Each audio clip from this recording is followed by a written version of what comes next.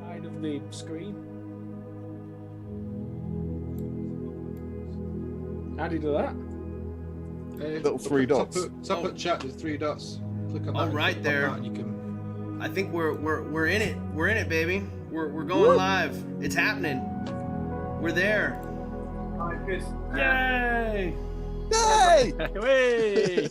Welcome to Nat One Videos. I'm literally going to do a quick introduction, and then we're just going to see where this all takes us. So, I hope you've all got a wee drink.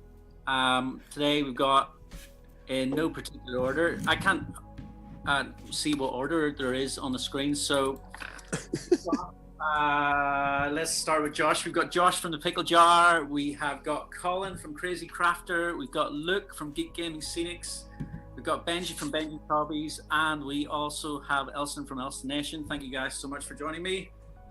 Absolute pleasure. Thanks for having us, for brother. this. So basically the order of the day is I'm going to be painting up my little Boromir today, hopefully getting some advice from you guys and see if we actually get anything painted. So yeah, take it away, guys. I mean, what are you guys painting today? Let me know. Shall I jump in first? Go for it.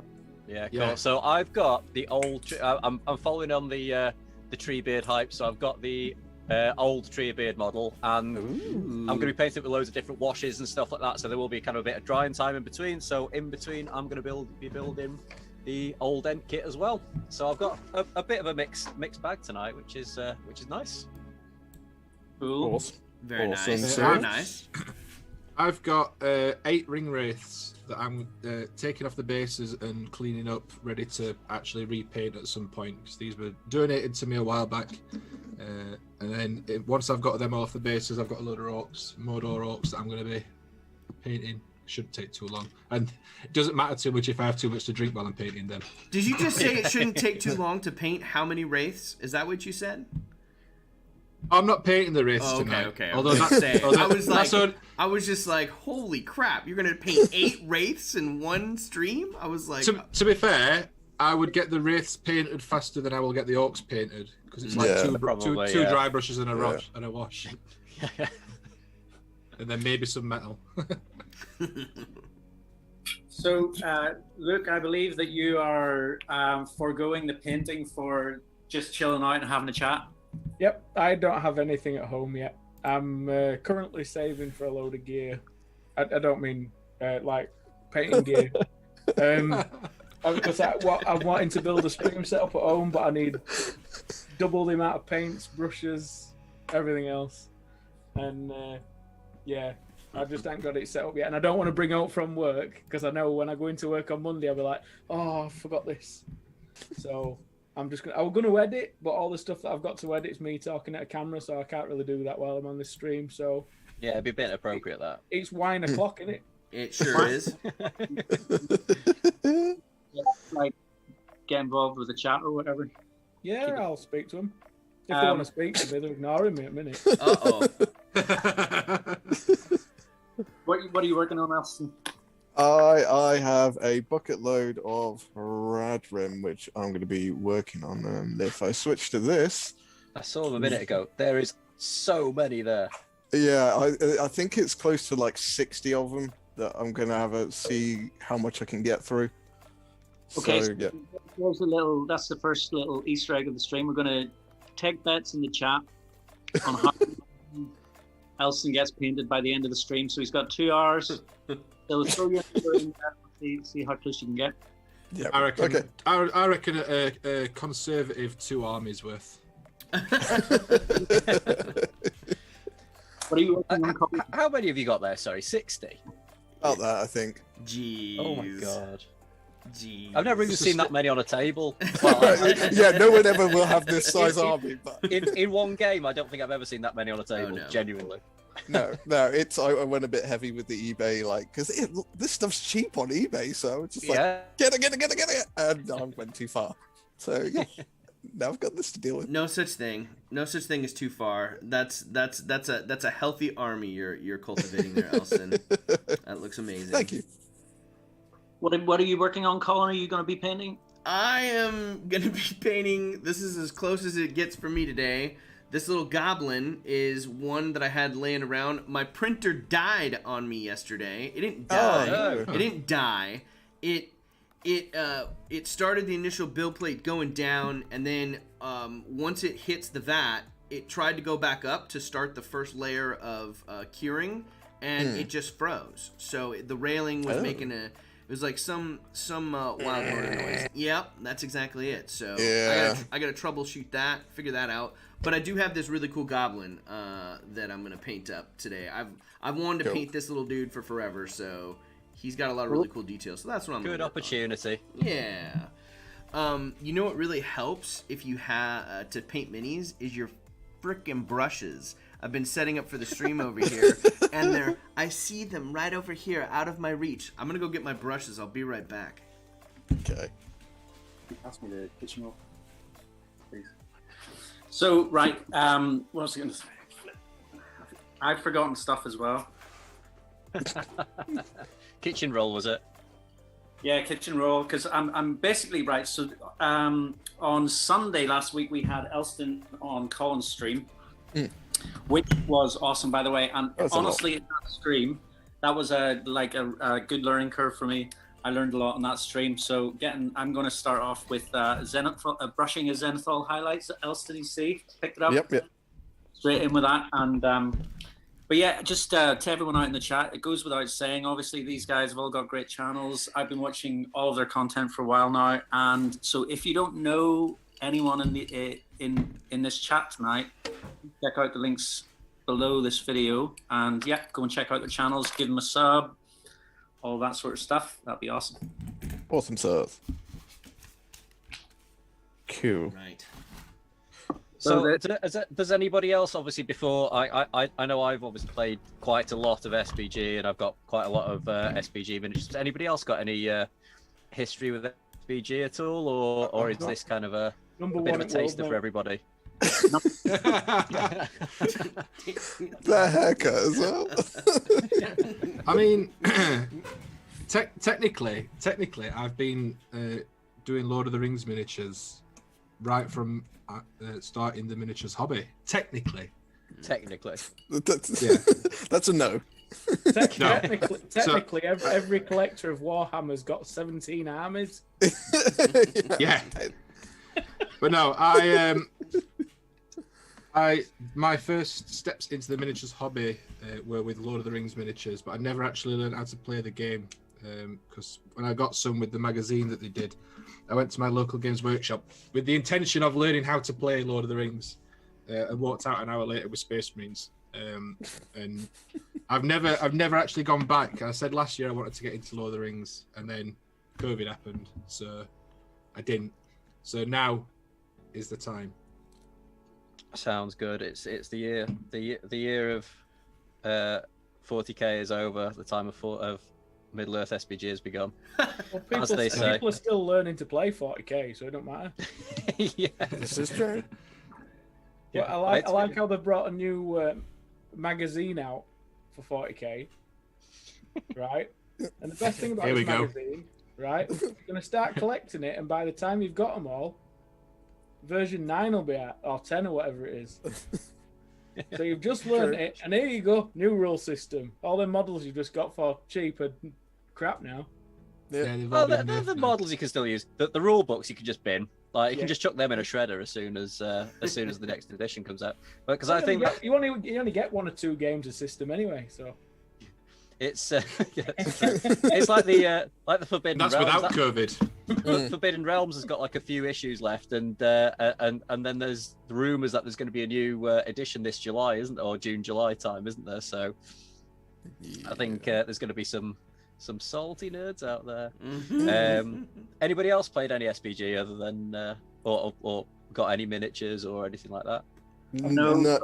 Yeah, I've got a full. No, I have. This is not a lie.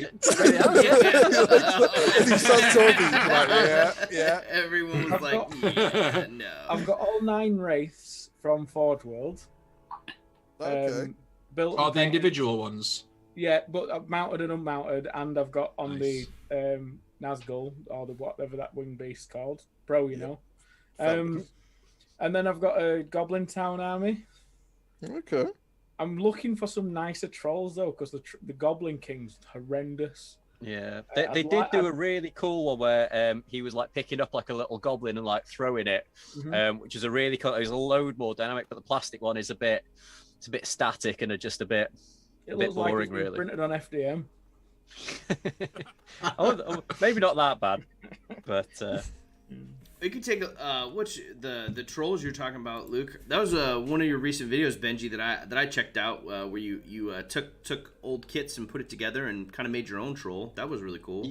Yeah, thanks, man. It was. If Luke asks really nice, you may be able to like give him some of your trolls so he can paint some. I'm sure he could do a better job. It's a slightly sort of different, because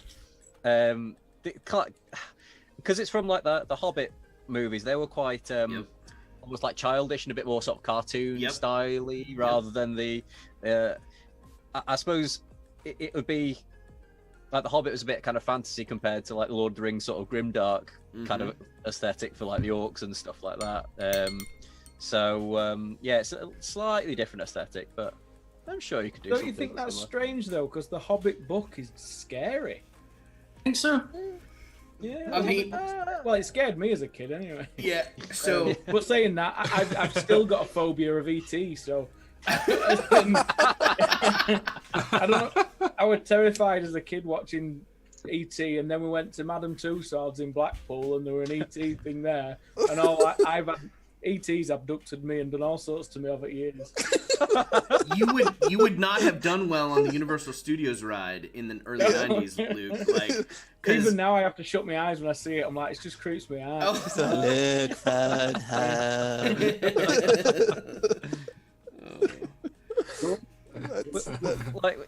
Luke was there anything in particular about ET that's like set you off, or like?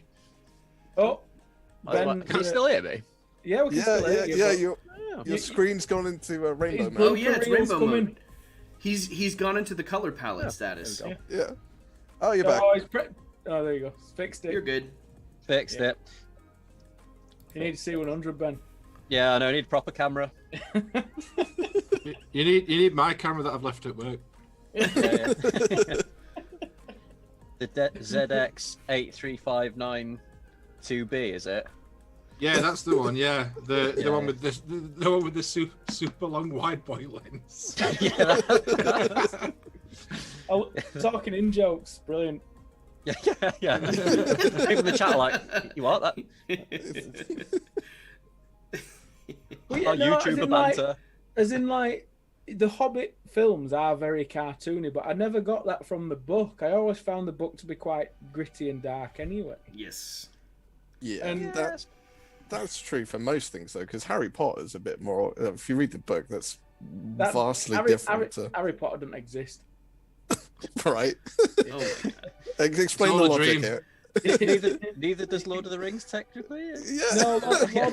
No, as in, I don't get Harry Potter. It's not fantasy.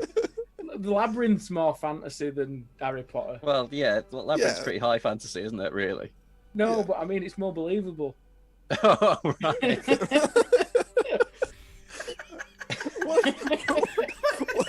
How are you coming up with this logic?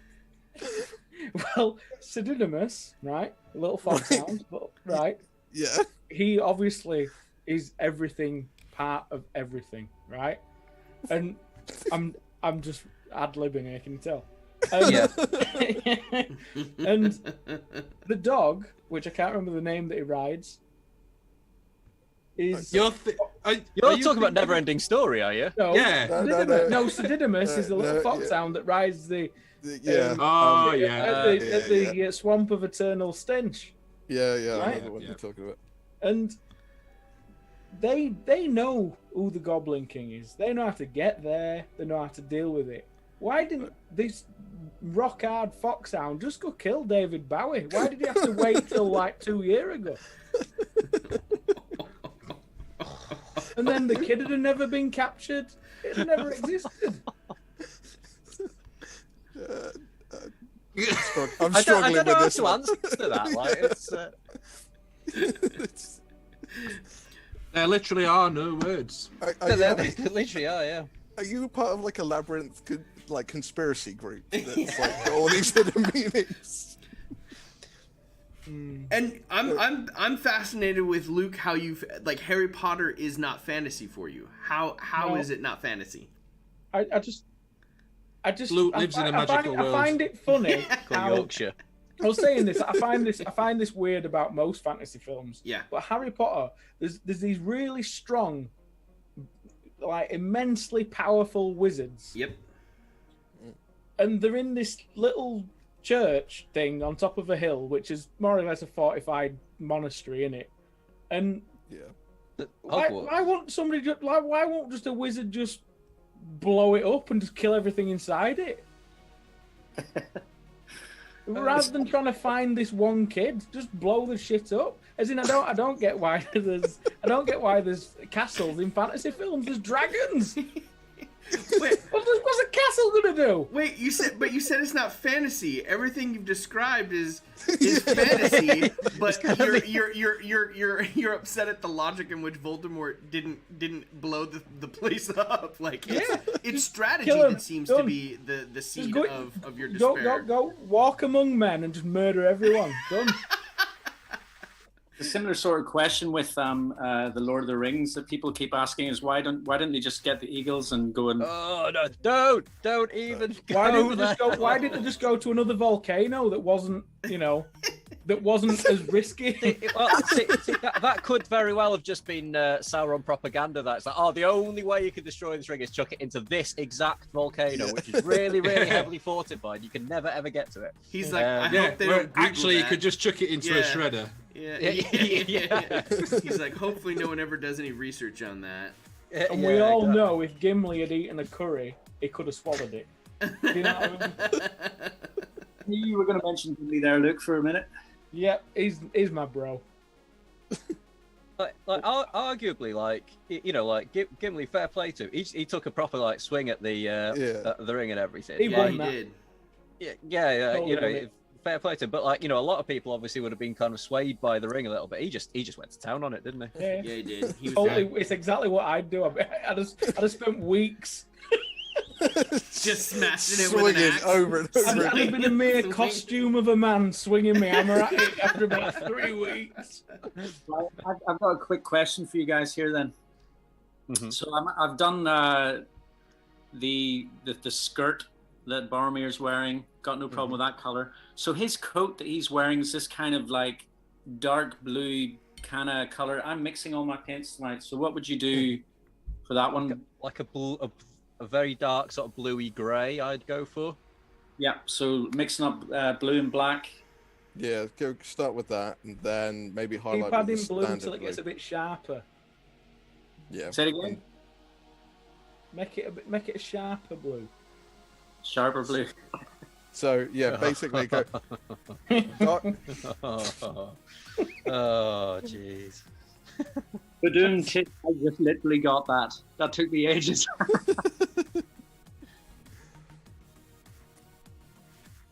Might actually Shut up. put it in there as well. But yeah, man. So we've discussed our dislike of Harry Potter. Yep. Should we go back to Middle Earth? For me, the thing is, I've tried to get into all of the other kind of fantasy world stuff, but nothing for me has ever come close to Lord of the Rings. It just kind of you get to the end, and like, yeah, it's over. When I get to the end of the Lord of the Rings, I'm just like, right, I'm watching that shit again. Yeah. I know exactly. Why isn't there any really big budget fantasy films other than Lord of the Rings? We've already discussed my favorite film, Labyrinth, and what do you call it? What's his name? Warwick Davis. Willow. Oh, Willow. Willow. See, there's a couple of good ones, but There's, if you talk sci-fi, there's millions. yeah, Yep. there You was. look at fantasy films, there's none. There's what do you call it? In the Name of the King. That's garbage. If you watch that's like Power Rangers meets medieval. It's just crap. If you watch the extended editions of the Lord of the Rings, like they said, like when they were pitching it, it was like a really difficult pitch because like there wasn't really any big budget fantasy films at that time, and obviously this was like massive budget and really kind of grand in scope and scale and things. And I think they were going to originally do it or they were pitching it as 2 films, and then when they went into the studio, they were like, why don't you just make it 3? Which was kind of a little bit unheard of, and obviously there was a lot of I guess faith put into the films really. And that was something that they were really concerned about, that actually would people react to it in the way that they wanted, because it was a fantasy film. There wasn't really any of the other big fantasy films out there at the time. Now obviously I think fantasy's become a little bit more it's more mainstream now than it's ever been, and I think fantasy is depends, like if you're telling sort of like epic tales and stuff, I think they're better almost done it as series and stuff. And I think Netflix and streaming series have been like a bit of a godsend. If you think about Game of Thrones, you think like The Witcher, there's another series of The Witcher coming out. That was really good. I really enjoyed that. Same. But I think it just kind of gives more scope for TV series and stuff now. That's how I think about it anyway. Maybe. Well, TV series are technically long films anyway, with budgets. Well, yeah, exactly. Have got. I think, especially when there's a lot of like, and it's always been my issue with like a lot of fantasy and stuff is, it kind of throws you in it, and it almost, if you're watching a film, you've got 2 hours to understand like God knows how many years worth of lore and kind of rules around how magic works in that system and stuff, and you're already you're just like properly thrown into it. You just don't know what's going on half the time. You don't know what people are capable of, how powerful they are. Whereas I think in Lord of the Rings in particular, like a lot of people are very familiar with it, and I think in terms of things like magic and things, it's very grounded. I know like Gandalf can do a few bits and pieces, but it's still very like grounded. It's not magic really bits. magic though, is it? It's not like it's not like Gandalf can do it's a not few like Harry. bits It's and not. pieces. It's not like Harry Potter, is it? Do you know what I mean? It's not like a 7-year-old can destroy a world. It's literally it's studying. He might be able to stop a fired thing from passing a bridge. As in, that's a bit more believable. Yeah. Do you know what I mean? But it's I'll wave me wand and for some reason half that world disappears. That sounds dangerous. That's like X-Men. You're right. That Thanos. does sound dangerous. Who's giving 7-year-olds that sort of power? That's what I'm asking. Yeah. X-Men. That's who's doing it. Oh yeah, true. I think for all of that, the Lord of the Rings stuff, I mean, you're talking about all of these other fantasy things. I mean, most of the lore for these other fantasy worlds or whatever is basically based in the Lord of the Rings when it comes down to it. I mean, no Lord of the Rings, there is no Harry Potter. You know what I mean? Yeah. Well, it's very much. Go on. I was gonna say, a lot of what Tolkien wrote is kind of based on like Norse mythology, or at least a lot of the original works and things. And he wanted to have, because Britain didn't really have like a mythology as such. Whereas obviously, there's a lot of like European mythology and things. So Tolkien kind of wanted to almost create a British mythology as such. So as you say, it's almost creating a whole new background of stuff just for Britain. But as you say, since then, the number of fantasy series and things that have been brought out are so based on Tolkien's works. Yep. See, I went to Australia once, and the guy who was taking us on a tour of the Outback goes, "You know the guy who wrote Lord of the Rings?" And we're like, "Yeah, J.R. Tolkien." He's like, "Yeah, you know the tree ants?" And I was like, "Yeah, yeah." He's like, "It was based on these trees." And I was like, "In Australia?" That's nonsense. I was like, I'm like, I'm pretty sure it's because so I've just been up in Gloucestershire for the last few months. Forest of Dean. There's a section of the Forest of Dean called Puzzlewood, and yeah, another one. I can't remember where I read it, but like Tolkien spent a lot of time down in the Forest of Dean, and he specifically in Puzzlewood. Like, so yeah, and if you walk through that forest, you literally go Fangorn Forest. It feels like that. I mean, to be honest, I think this tour guide was like trying to show off, and he was just doing it with the wrong person. I'm like, I am from the Shire, you know. I am from a place called Wiltshire. I've just thought of another Look great at the size of fantasy it. film. Yeah. I've just thought another great fantasy film, Stardust. That's a great film. That's a really good film. That is a good film. See, when I first saw it, I was like, it's a bit weird. No, the name of it, and I was like, oh, it's gonna be fairy crap. It's fairies and princesses and stuff, but it kind of is, but it's not. It's the opening scene. You've got this princess that's been captured by a witch and just sleeps with a stranger. I'm like, I'm in. That's all it takes, is it? Yeah. A bit of red to get me in. Bit of blue. Well, Jesus. I'm going back. Watched that film because I thought that it looked like a kids movie. I've never thought, like, is it good? It's a kids movie. Gotta check it out now. Yeah. Yeah, I don't think I've seen that one either. I haven't seen Stardust. I gotta see it. Robert De Niro's in that one, isn't he? He is, yeah. And it's the bald guy as well. What's his name? We're seeing him with long hair. He always plays like a roughed up cop, and he's normally bald, or like a hitman type look, and he's got great long hair, and he looks almost like I didn't realize who it were at first. I can't remember his name now. Who's that? Oh. He'll come to me. He'll probably come to me near end, and I'll shout his name out. And he'll be like, That's what always happens to me. Are any of you excited about the like you're talking about fantasy movies, Luke, and like how there's not a ton of them? They've tried in other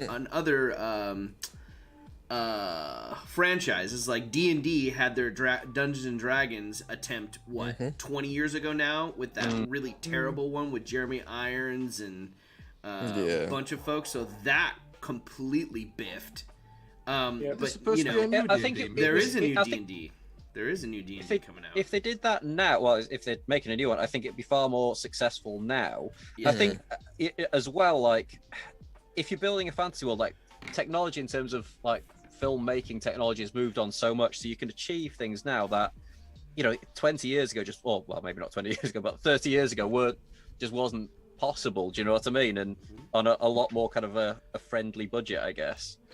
So you can make it kind of far more visually impressive than you ever could before. Yep. But also I think it's things like D&D are far more accepted now, and they're in a lot more kind of pop culture and things. And whereas I think probably back in, when did that film come out? Was that the 2000? 90s? Was Which it 2000? Was that Which one? The D&D one. Yeah, it's the year 2000. That was old. 2000. Wow. I know because I was working at a video store at the time, Benji. That's the only reason I know. Like I remember. That's mad. I just thought it was earlier, but then that's maybe just me showing my age. But even so, like even since back then, it's become a lot more like acceptable, socially acceptable, and things now. Yep. Yeah, I mean, a good fantasy film is what do you call it? Arnold Schwarzenegger's first film. Oh, Conan? No, Hercules. Oh, Hercules in New York. The one where he's fighting. Don't need no money. Where he's fighting a bear. Mm-hmm. Is it a bear? I've not seen this movie, but I haven't think either. I should. Now I'm gonna find it. Film. You can't speak much American or English. Oh my and god. he ain't got much dialogue, but the dialogue he's got is Gold. Is golden. Achilles don't need no money. I don't need to watch it. I just wanna hear Luke do the voiceover for the whole thing. I can't do an Arnie voice. Can't do it. Too Yorkshire. This is what Arnie would sound like if he were from Yorkshire. So I have a rabbit hole theory of how fantasy kind of spurred back into the mix and why one of the reasons it's coming back. You ready for this? Oh yeah. And it's tied in. It's tied in to not necessarily the movie being good, but it's tied in with the fights in the movie being good. Okay. Right. Okay. Yeah. So if you go back, we have 2000, right? We have 2000. We have the D&D movie. It kind of bombs. We're really kind of the fantasy realm. Harry Potter comes out in what, 2001? That's kind of fantasy, but it's more mystical with the magical arts. But when you get to crap, I think it's also off a really really good kind of franchise as well, I guess. Isn't it? So it's it's already got I think it was always going to be successful regardless of how. Yeah. Yep. So in 2004, the movie Troy comes out with Brad Pitt and Eric Bana, and that's a good fantasy film. Huh? That's a good fantasy film. I like the Normandy landing. Yeah, because that happened. It's yeah, right. Okay, it's not. It's also it's based on a fairy tale, right? Yeah. But from that movie, then you get already. I think it was already in production, but then you get kind of this shift into heading back to the Greek, the Greek fables and the Greek fairy tales, and you also get the story of Alexander, Oliver Stone's Alexander. We get every Alexander film that comes out at that period of time right now too. But with that shift, there was so much talk about the fights, and then all of a sudden you start seeing different genres. Like a few years later, we have Frank Miller's 300 that comes out with Zack Snyder. So you start pushing more of this fantasy realm, and that I think one of the things as far as the way it was shot, kind of I feel revitalized the work on that film. Kind of revitalized the whole thought about what fantasy could curtail, and I think it has to stem with the fights from that. But that's also, I'm slightly biased when it comes to that perspective. Like Braveheart. It's a very well thought through theory. They're calling. Yeah. What did you say? You've been thinking about this for a while. It's a well thought through theory. I mean, yes. I've been holding on to it for this stream. This was the time when I revealed the moment. The master plan. That's right. Yeah. That's right. What were you? Someone said something. Someone else said something. What did you say, Luke? I think Luke said something. Well, it's like Braveheart, great fantasy film. Yeah, great fantasy. Yeah. But part of it is fantasy. I mean, there's a lot of artistic license, shall we say? Always. Yeah. Oh yeah, of course. Always. It's Mel Gibson. Thought it were a documentary. Yeah. And check out my blue face. Oh, yeah. man. Yeah, well, Andy Mel Gibson impression sounds exactly the same. Yeah, because I can't find much fantasy films. I do try and find great medieval films, because obviously the fantasy medieval thing is, it's like Robin Hood, Kevin Costner. That's quite a good fantasy film. If you're going to talk Robin Hood, it's got to be Men in Tights. It's a bit dated now. Men in Tights were a great film. Men in Tights is amazing. But I mean, the Kevin Costner Robin Hood is quite a good film. Alan Rickman is amazing. Everyone else besides Kevin Costner is amazing in that film. I was going to have beers, but I'm just going to crack on with whiskey. That's what crack on with the whiskey. I hope I can get to a point in my life where I just turn into Alan Rickman. As in, What's your logic there? he's just a miserable old man. and as in, I like that. I just like that. It was just a full-on knob. As in, if I can get to a point in my life where I can just and even talk like as in, I'd be an happy man for sure. See, maybe that's what's holding you back, is because you'd be happy to get to that point, but because you're happy, you can't be like that. So it's like this. You're a big internal This contradiction. impossibility. Yeah. Yeah, Like, you've created your own internal paradox. conflict. Yeah. Yeah, you're happy because you're sad, but you're sad because you're happy. There's your own fantasy adventure, Luke. That journey into the depths of becoming the journey to Rickman. the journey to Rickman. There it is. But no, as in another good film that's not fantasy, that is fantasy, is the Black Templar, I think it's called, or Templar. And the reason this film stands out to me, it's the first time I've seen a Templar use a Zlyander, which is just utter bullshit. But it's like, there's a scene where there's like 3 Templars left, and there's like a couple of peasants in this like sort of fortification, and there's like a tiny army outside, and they're trying to defend it. And they get up onto the wall, obviously, because they've got like one archer. And he just runs up this wall and just shouts, "Move!" And like everybody jumps off the wall, because you would. And and then he just comes down with his 2-hand sword and just obliterates like 2 guys in half. And it's just like, that's rough. But that's the only thing I can remember from a film. So I don't even remember. So it was a really memorable film, is what you're trying to say. Yeah. That's the bit. And I watched it and I went, "Oh God, that's amazing." As in, but I don't know whether the rest of the film was any good. This film is brilliant. What happens in it? Some guys jump off a wall and then someone gets cut in half. It was brilliant. Yeah, it was amazing. Very easily pleased when it comes to films. Like me reviewing movies is very much like this sketch from League of Gentlemen. Sin, sin, sin. How many killings? Sin. Definitely got to be a good amount of action for it to be any good in a fantasy film. Yeah, that's all you're watching for. I was saying that some of the fight scenes in them Indian sort of like army films. Have you seen them? oh mate, they're like Bollywood type films. Bollywood type action films. God, yeah. I saw flying one. canvases that set a fire and shit.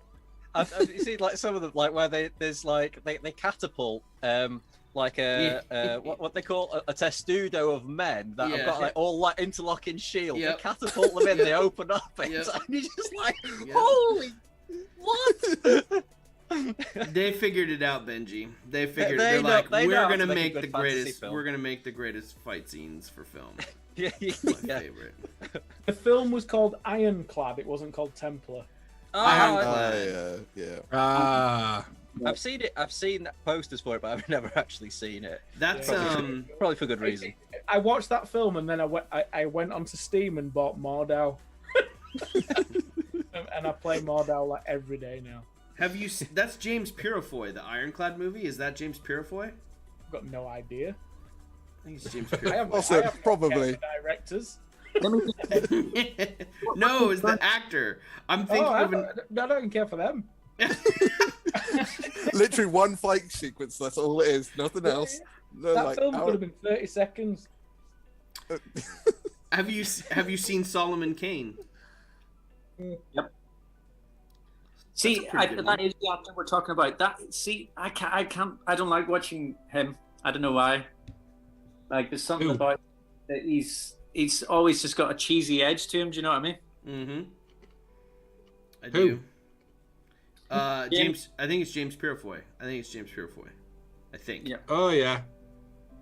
Oh yeah. Oh yeah. Oh yeah. Going back to just like action in films though, like, and trying to relate it back to Lord of the Rings, because obviously this is meant to be a Lord of the Rings related story. In my favorite of the Lord of the Rings films is probably Fellowship of the Ring, which argues probably got least amount of action in it, but the action sequences are What do you really mean? good in it, though. Gimli, it's the ring. That's Well, yeah, well, exactly, yeah. That- You got So to the end of the first disc, didn't you? And you didn't I did, carry on yeah. to the second disc. Yeah. Oh, All you need to do Luke's is just put that on repeat. It's fine. Luke's watched What? the shortened YouTube version where he hits the ring and then that's it. It's done. Full No, credits. the best Lord of the Rings version is every time. Is it Sam? Sam says, every "This is the time furthest." it's the furthest I've been. It speeds up. No, and it goes back to the beginning. Every time he takes a step, he says, "This is the furthest I've been from home." Back to the beginning. The video is like, is it like 11 hours long or something? Yeah, something like that. We did say after COVID, me and my mates, we would have a house party where we actually sit and watch that episode. Oh my god. 11 hours. That sounds like a wild night. Yeah, it does. You You know how to live, Luke. I do, yeah. I just sit it back with a glass of red wine and go, meow.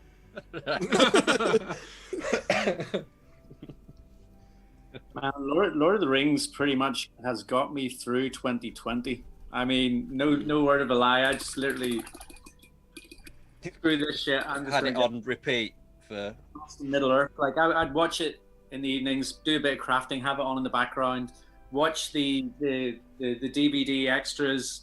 Which, by the way, yeah, for crafters, the DVD extras I would say are brilliant because they use amazing. a lot of the techniques of building the miniatures in that movie and stuff.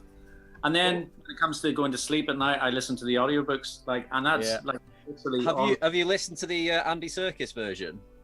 Oh. No, well, I watched a YouTube video where he was doing a reading, but I've never sat and listened to it. I on the day that he did that, I literally had it on like all day, and I was just like painting and listening to that, and it was amazing. And then everyone was asking, "Are you going to do this as an audiobook?" And I think it was a little bit rough around the edges, and towards the end, you could tell that he was getting really tired, and because obviously he'd been reading for I can't remember how 8 or 9 hours, may even have been longer by that Jesus. point. So obviously he was just like absolutely knackered. And obviously when he's done it properly, it sounds so much better. But highly recommend it. If you got if you got Audible, you got credits or whatever. I'm So- gonna have to go listen to that. There's a YouTuber called Steve Fox, which I would recommend everyone goes check out. Independent, smaller YouTube channel. I say smaller. He's got like 20,000 subscribers. Smaller for us, he does. For us. More for us. I don't know if you know who's in the chat apart from Luke. Yeah. But This is his- Luke dragging his average up. Yeah. I was We're going to all say about- we're averaging about what 50,000. No, Yeah, not even that. something Probably 20,000, probably. Yes, something like that right now because Luke's here. I've not actually told anybody I'm in here. Should I share it? You Yeah. can do if you want That's to. the only reason you were invited. Well, look you. Well, you did want to be more like Alan Rickman, so you're gonna get stuff like that. Yeah, that's true. Just trying to bring you down a So peg. somebody's just put in the chat, Luke, your drum lamp is sick. And my response to that question was, Ben's camera's gone again. That's a rubbish response to that. Yeah, no, and my response to that Don't was, even make I sense. checked its temperature this morning, and it's fine. It's There a, you go. it's a very See, good dad you- joke. What you need there is a second drum light that you can go dum-ch. Yeah. You mean 2 drum lights and a cymbal? Well, actually, Yeah. it's a kick drum, two toms and a cymbal, isn't it? Actually,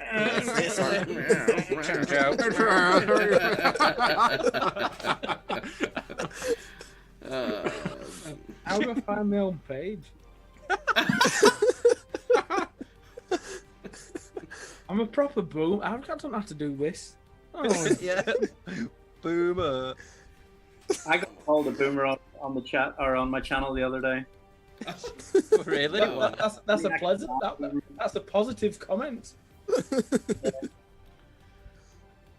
But what was it in regards to? Why were you? Well, deemed I to be a boomer? was trying to come up with a title for my my last video that I've just put out, which was like just freshening up some old scatter terrain. Mm-hmm. And I was trying to like come up with a term for refreshing the scatter terrain, and my wife was just like, "Oh, you should just call it like glow up your scatter terrain." I was Is like, that what that means? I read the title and I was like, "Oh, he's gonna like light it up or something." That's right. And I watched it and I was like, "There's no lighting effects in this." yeah, exactly. Fucking clickbait. Pardon the language, but I think that one was justified. Clickbait, yeah. Clickbait. Disgusting. disgusting Oh, clickbait, no. you scumbag. Oh, Post it in heavy metal, I dare you. Dog. Chaotic painting. That's how drunk I am. On a scale of full to empty. Yeah, it's about half, mate. About half. Look at that. Look at that bokeh. Look at that bokeh. There we go. Luke is half Rickman right now. he's halfway there. He's halfway there. Which half is it? Is he Rick or is he a man? I wonder by the end of this stream if I can finish the bottle of wine and start on the whiskey. Oh Lord. That's easy. You'll do that. Yeah. I will, yeah. We full It's Rickman a nice then. wine, this. I'm not sponsored. Full Rickman. I'm not Never go sponsored. full Rickman. I'm not sponsored, but this is a very nice wine. Do you think know the it's- What was it Hypersapien? called again? It's called Prestige and Calvert. Ben, G the Hypersapien says that that was a Benji's the king din of joke clickbait. when we wasn't live. Did you hear that, Benji? I did, yeah. Yeah. So there you go. You're the king of clickbait. Yeah, Ben's definitely the king of clickbait. It's only because Luke goes, call it this, this is what you want to call it. All right, Luke, you know what you're talking about. And everyone goes, clickbait. Disgusting what I'm man. talking about. Should not listen to the Rickman. Yeah. Yeah. Just ask him if he's in Rickman mode next time or if he's yeah, Luke. because you get rickrolled.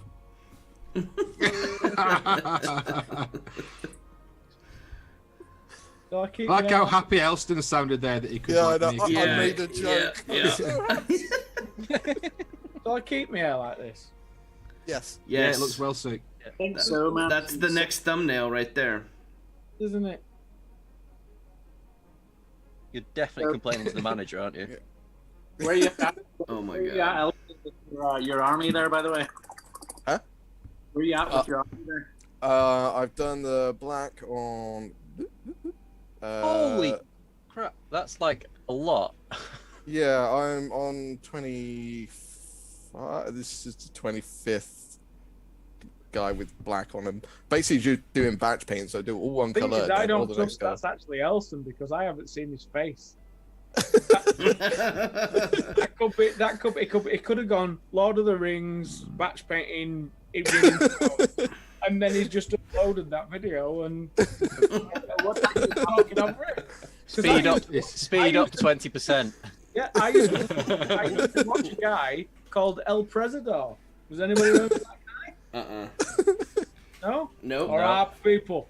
This is a biblical. As in, he used to talk over other people's playing. What do you call it? Call of Duty. Right. And he used to narrate Call of Duty videos. I thought he was playing them and talking like that because I was like, how the hell can he be that focused and talk like that while he's playing it? And it turns out, no, he just used to narrate over any random person's video. If you check out El Presidor, as in his old YouTube now, I mean, it must be, 10 years ago? But yeah, it's absolutely hilarious. El Presidor. I'm gonna change the name of my channel. Saying that is probably, I think he's a right-wing nut job now. Oh, like, well, maybe not. yeah. Okay. Maybe I'll Maybe stay not. away from that. Maybe not. On that note, but no, as in the narration stuff over the game playing games was very hilarious. I mean, I'm half tempted to do that with my stuff, but I still have a good couple of hours worth of narration. I just can't Mate, fill it'd up be that great much time. content, as in just finding somebody else that's good at doing it and making it out that it's your own. You mean lad Bible? Yeah, like Bible. Like loud.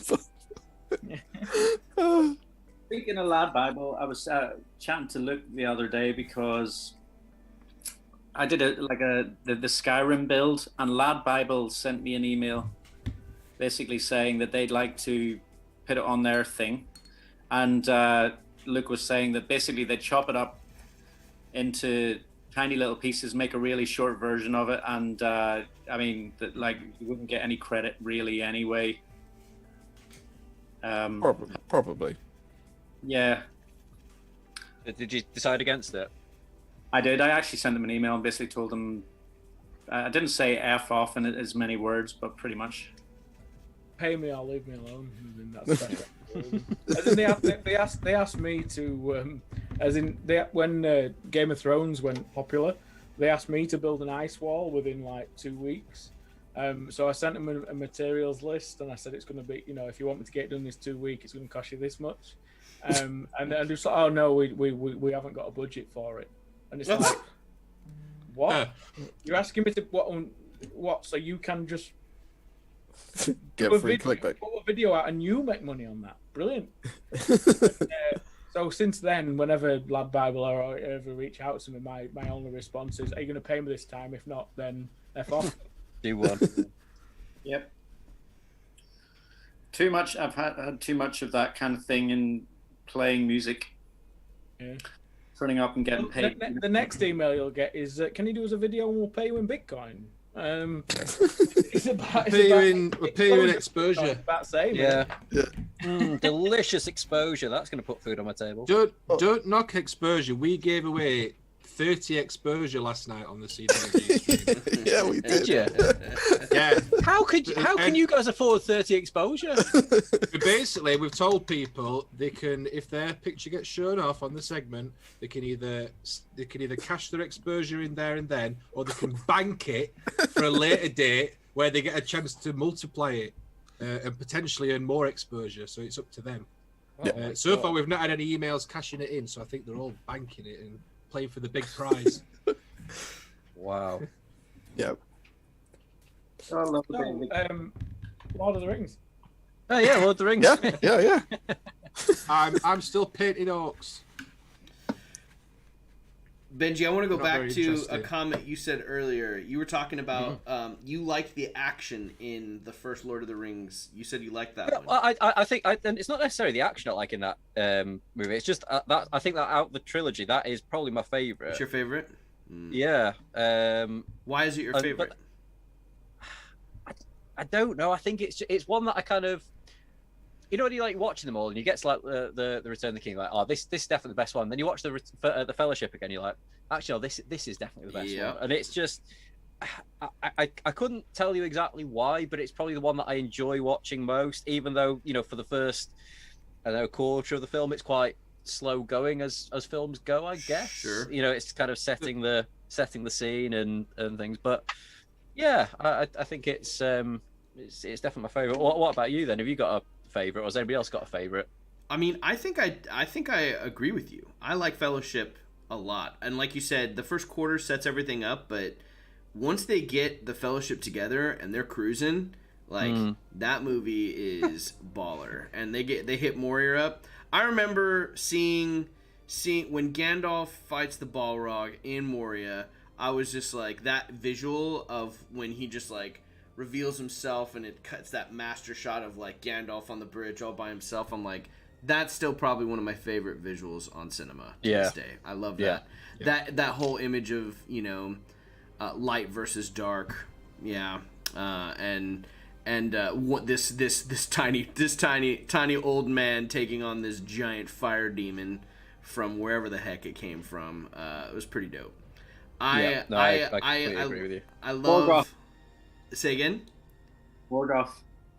Is that where it came from? Yep. Yeah. What about you? No, but Morgoth is the original Dark Lord. There we go. So he kind of kind of created all the dark creatures, shall we say? Josh, My what about favorite is when Billy Connolly shows himself up. Which is wait, what? Again, it's another dwarf. It's the Hobbit. It's the Hobbit. It's the Yeah, Hobbit. The Battle of Five Armies. Battle of Five Armies, right to end. Billy Connolly shows fair, up and I'm like, hey ho! It's the best bit. It's a brilliant part of that film though, because it's like up at that point, it's all like quite serious and looking a bit like grim and stuff, and then it just turns up and it's just like, all right, we'll see these buggers' rats off. That's a really But it good. could have been That's a Billy really good Connolly or Conley. Bill Bailey. You know, either it'd have worked fine. But, Yeah. Billy Connolly was the good choice. Yeah, he was. Yeah. If you watch the talking about the extras and stuff again, like, you know, watching him do that, and like he was quite sort of, you know, elderly then when he did that as well. Like, you know, it's sort of fair play to him for doing it. Absolutely. I'd do it if they came to me and said, "Luke, would you be a dwarf in a film?" I'd go, "Yep." Yeah. Get away with it, yeah. As long as like Slayers could be brought in to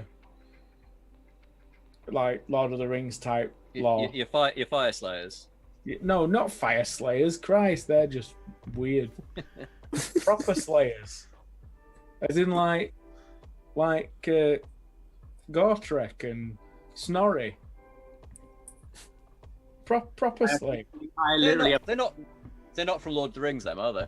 No, they're from Games Workshop. What about if they? know anything about that at all. Back What from the about old if Warhammer they, Fantasy days. What about if they came to you and asked you to be a dwarf in a film and they'd pay you an exposure? Or if it was a film for Lad Bible. Mate, I don't care. If it's Luke, do you want to be a dwarf? I'd be like, yep.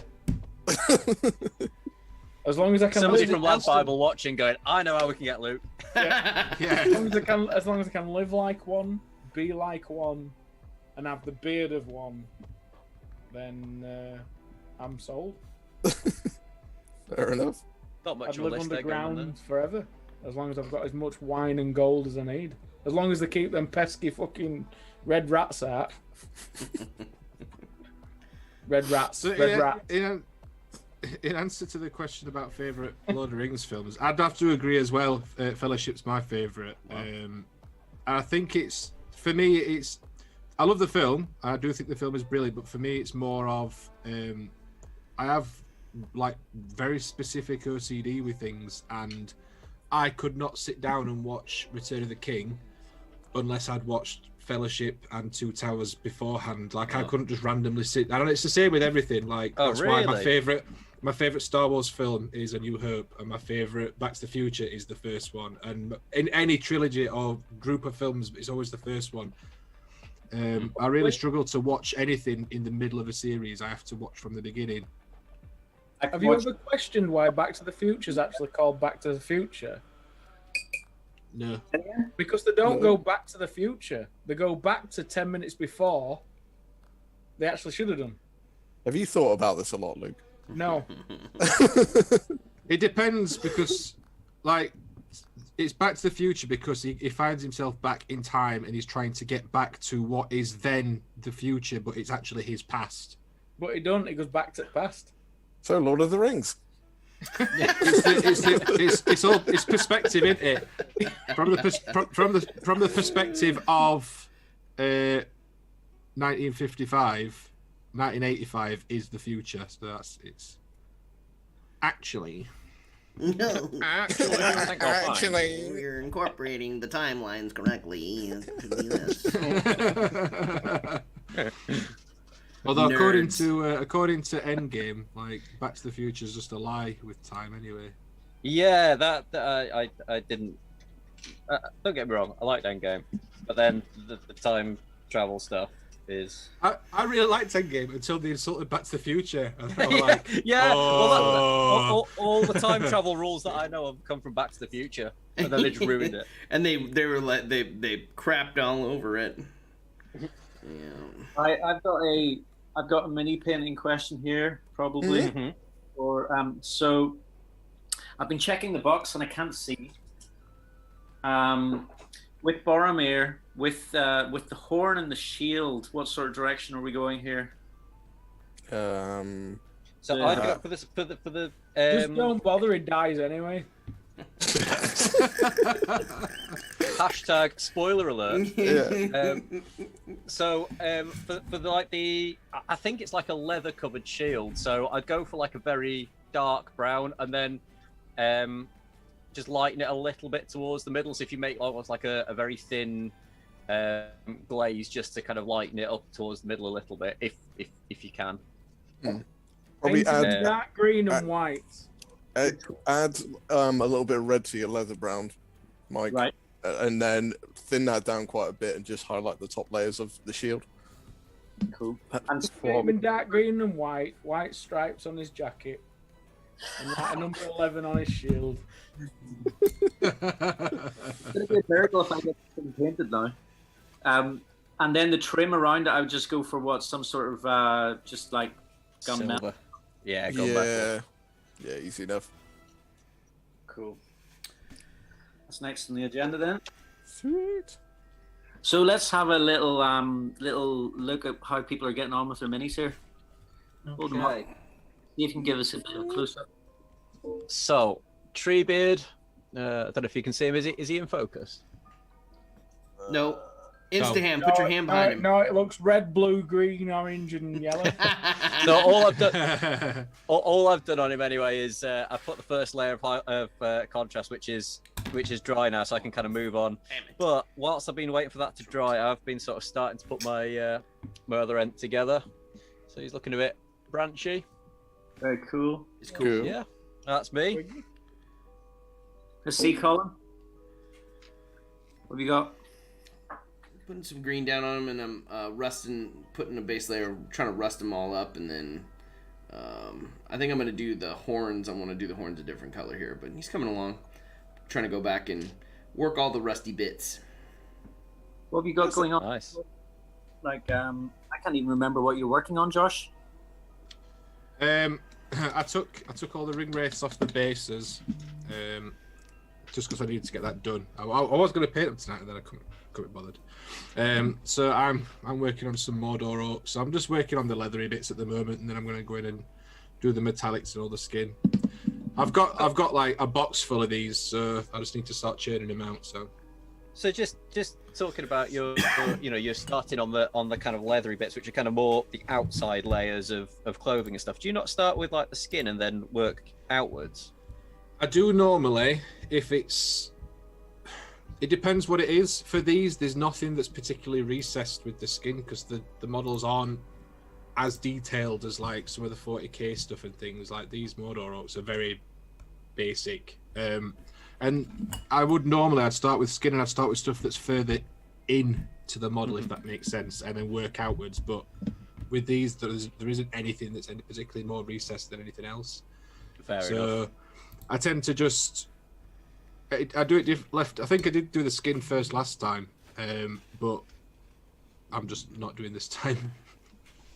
Fair enough. So, I before the stream, I kind of was like, should I be preparing some questions and stuff for these guys? Hopefully, that's totally unrequired because we're just like talking about Harry Potter and Templar. I'm offended that you're not asking me a series of boring, mundane questions right now. Like, I mean, I can't think of a question I haven't asked you already before, some or another. But Ask me anything about SPG, I know it all. number one in the land. I think that's a question for you, Luke, actually. And at the same time, Josh, at the same time, because recently both of you guys have been talking about on your channels super minis, 10 mil scale minis, right? You mean real scale? So the thing, like, so I was sitting going, right, okay, all makes sense to be doing that. Yep. But then I was like, for this to be a feasible, viable thing, surely everyone at the same time has to transfer over to 10 mil, so that if you turn up to a tournament or whatever, everyone's actually got things in the same scale. Otherwise, it's all fucked. Yeah, but the tournament audience is like 1%. That's true. I see what you're saying. Yeah. So I mean, that pisses on your argument. Throw me another one. There you go. There you go. So I don't know. I'm talking about quite clearly. You know what I mean? Chaotic. 1% was plucked out of the air, by the way. But the tournament audience is very small compared. Yeah, it is. Chaotic painting. These aren't the ones that you sent me. No, I've not managed to strip them yet because I've got no money and I need to order some stuff to strip them with. These are just some other Mordor orcs. So then, Come in some warm water. Warm water works. I don't think it will on these. This paint is caked on pretty. You'll be shocked how much warm water moves acrylic paint. I might give it a go over the weekend. They're hard plastic. I was going to order some. I was going to order some BioStrip. No, don't mess around. Just get methylated spirits or meth's is clean spirit or something like that. Just get some meth. Yeah. Yeah. No Chris, That's what I heard too, Josh. I was like, oh, they're condoning meth. Do some meth. Your minis will take very, very special shape and color. Very They'll quickly. look loads better. I'm just going to have a quick scan in here on chat. Like we, let's see. Carl makes stuff earlier on. Made a comment there, Colin, that you should be singing the dwarf song that he sent you. I should be. It's definitely, just know, even though I'm not singing it, Carl, it's playing in my head nonstop because it's the catchiest damn thing I've heard in forever. I love it. I love it. Are you gonna give us a rendition or? I don't remember. I know it's Diggy Hole. Diggy Hole. I'll give you the best. Diggy Hole. I am a dwarf and I dig in a hole, bro. That song. I can't believe. Say again. Dwarven metal. Yeah, that's dope. It's ace. I've heard these numbers. I've got a mate called Ryan and he's really into dwarven metal. Metal has got so many subgenres now, isn't it? Well, everything's got millions of subgenres. It's because everybody says they want to be original, but what they do is just copy everybody else. Me. Like me, I just copy, but then I don't say I'm original, so it's all right. There you go. We know how Elston feels about people copying.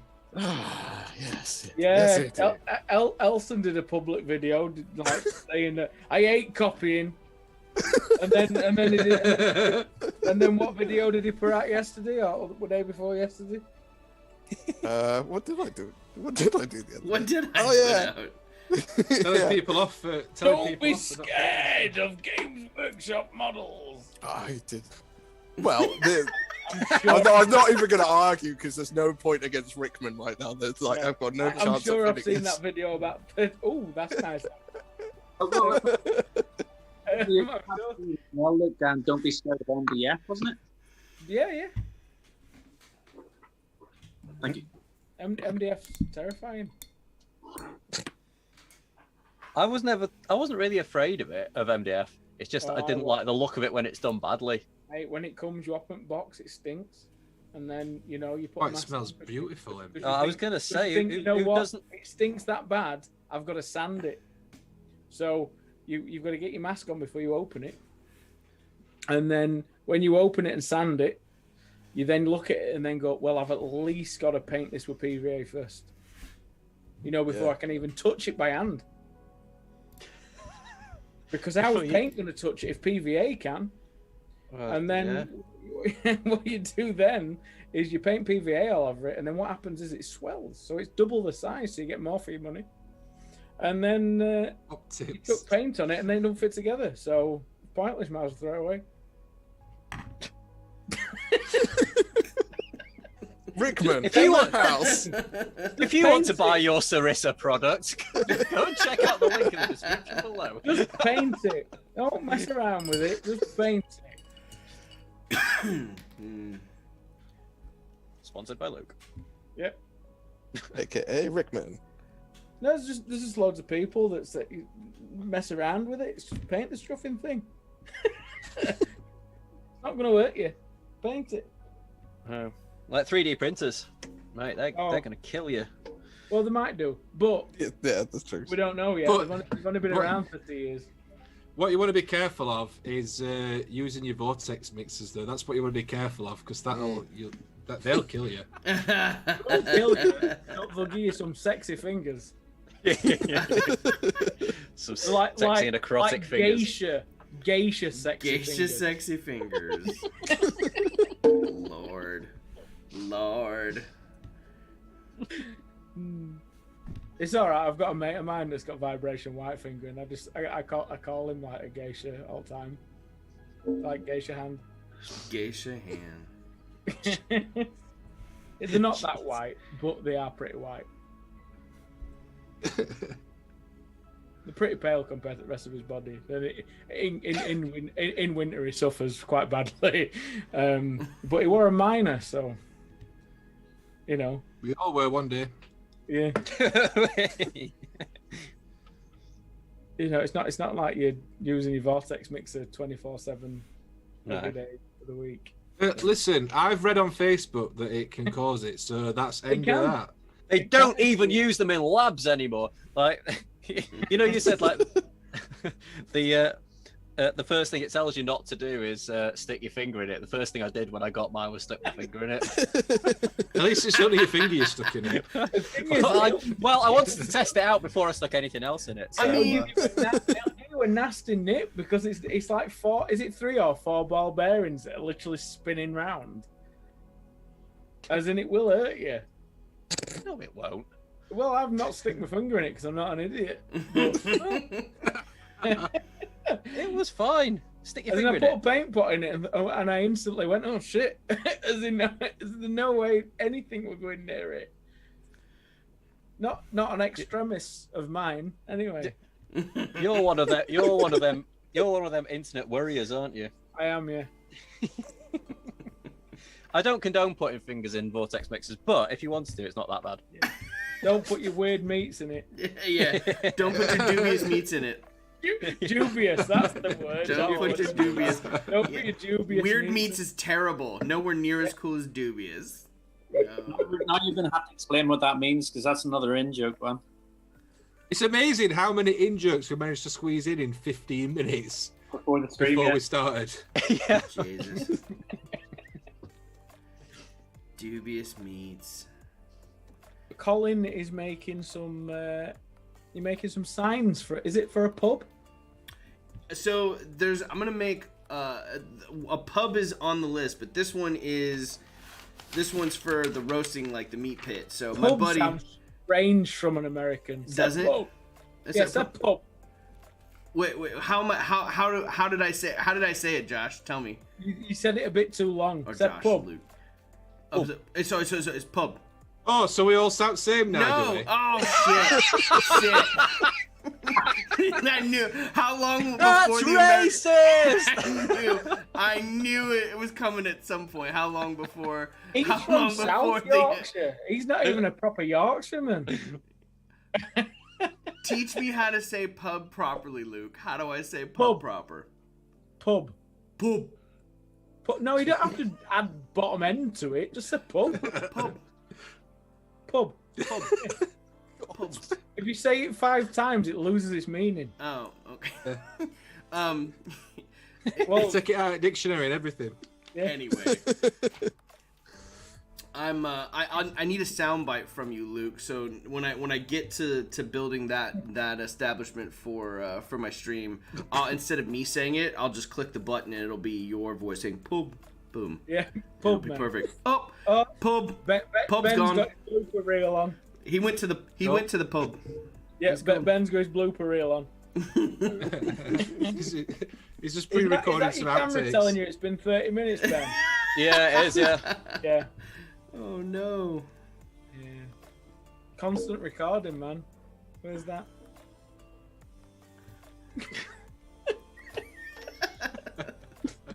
On your 2 C100s. Told you what to buy, mate, and you just didn't listen, did you? No, I wanted proper camera. Right. I wanted a modern camera. Yeah. No, that's true. So, we moving on to another thing that I was going to ask tonight was specifically about the SBG thing because I am definitely 100% interested in playing a You know game. what SBG stands for? Oh no. Like how Elston's been quiet for such a long time. That's the first thing he comes back with. Oh no. Come on, tell us what SBG stands for, Luke. Our game. Oh. That's very true. Yeah, okay. Well done, Luke. Yeah, Nice. Now I can't ask Michael what it's supposed to mean. I haven't got a clue. I mean, well, I know. I mean, Well, I've just told you. clearly we're in territory here. I have no idea what we're talking about. I'm a bit lost at this point. Yeah, same as. So anyway, Michael, you had questions about SBG. Yeah. Well, it was yes, definitely. That's something that, like, after all this lockdown stuff, that I most want to give a try is playing SBG. Definitely. And I've been watching Zorpazorp a lot. Yeah. He's a good lad, is I Lachlan. love Lockie. Lockie's like, He's the king of SBG. he is, and the best thing about Lachlan as well is he looks like he's not doing right well for himself, but he's doing all right. I love Lachlan. Very drunk talk going on. I love him. Lachlan knows. He knows. You know. I love how like the longer it's been since COVID, the more homeless he looks. Did you see? Tris Drops into chat and says, his missus put up with him at Christmas, and he had like. Ben, you completely breaking up, mate. All I heard then from Benji was Christmas. It beating Christmas. Sorry. Yeah, it all kind of froze. His missus put up a picture of him at Christmas, and he was like carrying like I think it was a kid's slide, and he had this hat with like holes in it and stuff, and he just looked like he was some sort of weird homeless drifter, like kind of stealing children's toys or something. I love Lockie. the thing is that with watching the games and stuff, like, I mean, I watch because I'm interested in the miniatures and I'm interested in trying to learn about it, and it's actually fun to watch. But I haven't Poison, it's a drug. Don't get into it. The hobbies poison. Avoid it. Because you'll have cupboards full of grey. That's what'll happen. Yeah. All these games that you want to try, even all these things, like you're like, oh, well, I'll buy this board game because this board game's only got 40 miniatures in it. Yeah. Only 40 And you know miniatures. what? We'll play this because it's simple. And then you open the box, and the book's deeper than the box. I don't know how that's possible, but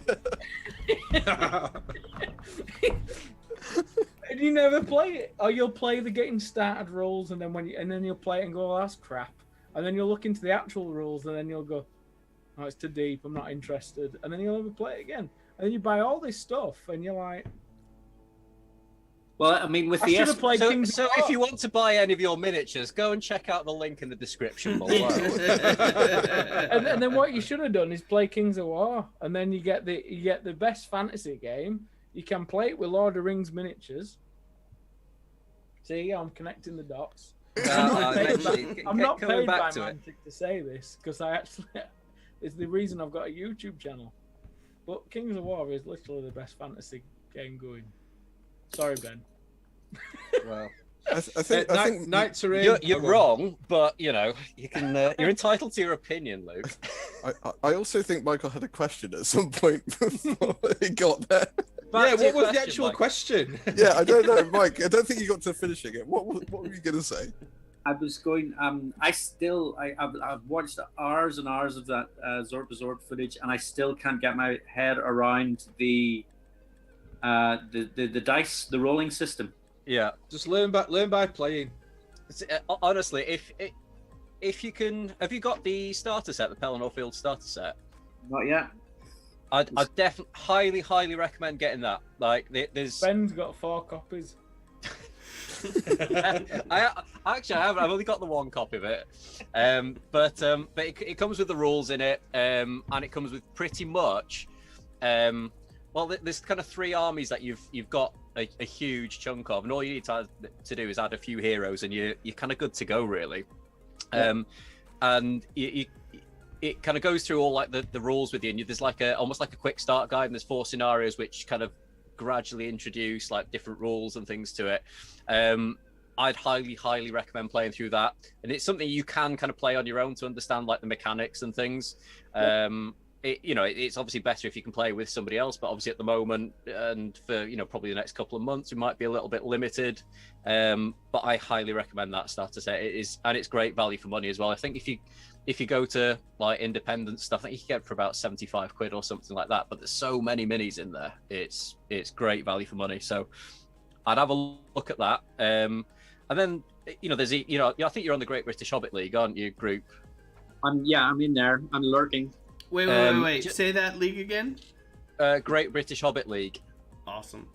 They're like, if you just post in there and just say I'm based XYZ, or I can get to anywhere, like there will be people around that will be able to give you games. And there's like I guess it's still quite a niche game, but like every weekend there's tournaments, and like they so many of them just sell out literally as soon as they're up. Like there are a lot of players around that so I don't think you'd have difficulty in finding people to play against. I have done a little bit of research. There's a place in Shepherd's Bush where they play loads of Warhammer and stuff. It's like in under the arches of a train thing, and they've got a shop there, and they've got tables set up for people to come in and play games all the time. It's one of those things where it's like there's a whole new. From the outside, the community looks really close knit, and everyone knows each other. And like stepping your toes into the water, you're like, I think it's the same as like anything really. Like because I came back into this 2016, and like I think it's like a really weird thing. Like as a grown up, shall we say? Like it's quite difficult to kind of integrate yourself into like new groups of people and like find new friends, shall we say? But like I've made so many friends through it, and like you go along, like play against a couple of people, and all of a sudden you've got like your own little community, and it just kind of grows from there. And like I know a lot of people just from chatting to them online, and like a lot of the guys that are in here. Do you know what I mean? Like we've never met in person. It's just we've chatted online. Do you know what I mean? I think that just happens with any gaming system as well, really. But what I have found is. I don't know if you're on any of the other Warhammer groups, like for 40k or AOS or anything like that, but they tend to be, without alienating entire groups of people, but they tend to be a little bit less friendly, shall we say, sometimes. But in the Middle Earth community, like generally, if it wasn't for the community, I probably wouldn't be playing. Because like all I came back in to do was because I had all the miniatures, I had some paints and stuff. I just wanted to paint some stuff up, and that's why I started joining. And then there's loads of people that said, "Oh, come down and play a game," and just I kind of got embroiled in it, and yeah, it's kind of taken over my life a bit now. So, here's another question. Like, so, I mean, I've generally been making stuff and whatnot all my life, like doing art and whatnot, but not specifically gaming related hobby, terrain, and all of this here sort of stuff. That's all been really recent stuff, just applying art skills towards this hobby. How long have you guys been hobbying for? Like literally your whole lives, or what? Yeah, literally our whole lives. Came out with a paintbrush. I'd say I started 2016. I started originally like early doors, like a bit like Josh. Like I bought into the magazines, and might have been slightly before that. I got a couple of boxes of minis before the magazine came out, but I played back then. I painted a bit up until I was maybe 2021 while I was at university, but then obviously you discover like drinking and girls and going out and stuff, and then kind of money goes on other things, and then like throughout my sort of early 20s, you don't have probably the disposable income as such to spend on the toys that you want, and then like once I kind of got to a time where I had a bit more time on my hands and things, sort of 2016, when I was kind of mid to late 20s. Yeah, just fell in love with it again. Like, you know, you're not going out as much, you're not spending as much money on drinking and stuff. So yeah. As you get more boring. As we move into the Rickman stage of life. I think I'm probably the youngest wargamer here. As in, am I the oldest? I'll be honest. I'm 37. I'm 35, but I look about 5 years older. I think You're 35. I thought you'd be the same age. I'm 34, 35 this in July. Oh, right. So you're 34 I then. just don't want to give my date of birth away. People want to try my password and shit. You know? Are you that much of a boomer that your password is your date of birth? Obviously. I'll be 40 next year. Wow. So I think you're the oldest out of a lot of us. Am I the youngest here then? Possibly. Well, you're from Sheffield. I mean, average age is 30, isn't it? See, I'm old. I'm not from Sheffield. I'm from Rotherham. It don't make it any better. Well, same. Same neck of the woods, isn't it? Yeah. Thurnske. Super important I'm question. not from Thurnske. How dare you? Hey, most of my family lives in Thurnske. Sorry. My company delivers skips there all the time. Yeah. Yeah. Awful. They come back without wheels. Yeah. Skips do, yeah. They don't go out. They don't go with them. I had a tough question in the chat there. What am I drinking? So that's a very important question. I tried to ask you that question earlier, but Benji was doing his sales pitch for somebody wants to know how drunk I am, SBJ, yeah. if somebody wants to know how drunk I am, this is now empty. Oh, Rickman mode. Rickman mode. So Rickman activate. It's like, Yes. I think he's like gradually like getting lower in his seat as well at the moment. Yeah. Ben, it's my new chair. It's lovely. Oh, is it? So, Yeah. is it comfy? I'm gonna Has it show come with you. all the bolts this time? Yeah, it does. Yeah. Oh yeah, that's a really Does it come really with all blurry. the Oh, there bolts? it's focused. Wow, look at that. Ooh. Oh, Got wheels. scary. For the swanky chair. It's got a movable bar. Yeah. So what I do is slouch in it. Perfect. Wonderful. So, it's a chair for perfect posture. So what you do is you set it for your perfect posture, and then what you do is you go, that's not comfy. Because you're not used to sitting in perfect posture. And then after about a few hours of sitting, you go, oh, this chair's hurting me. Because there's so much stabbing you in back. And I don't mean like, early morning.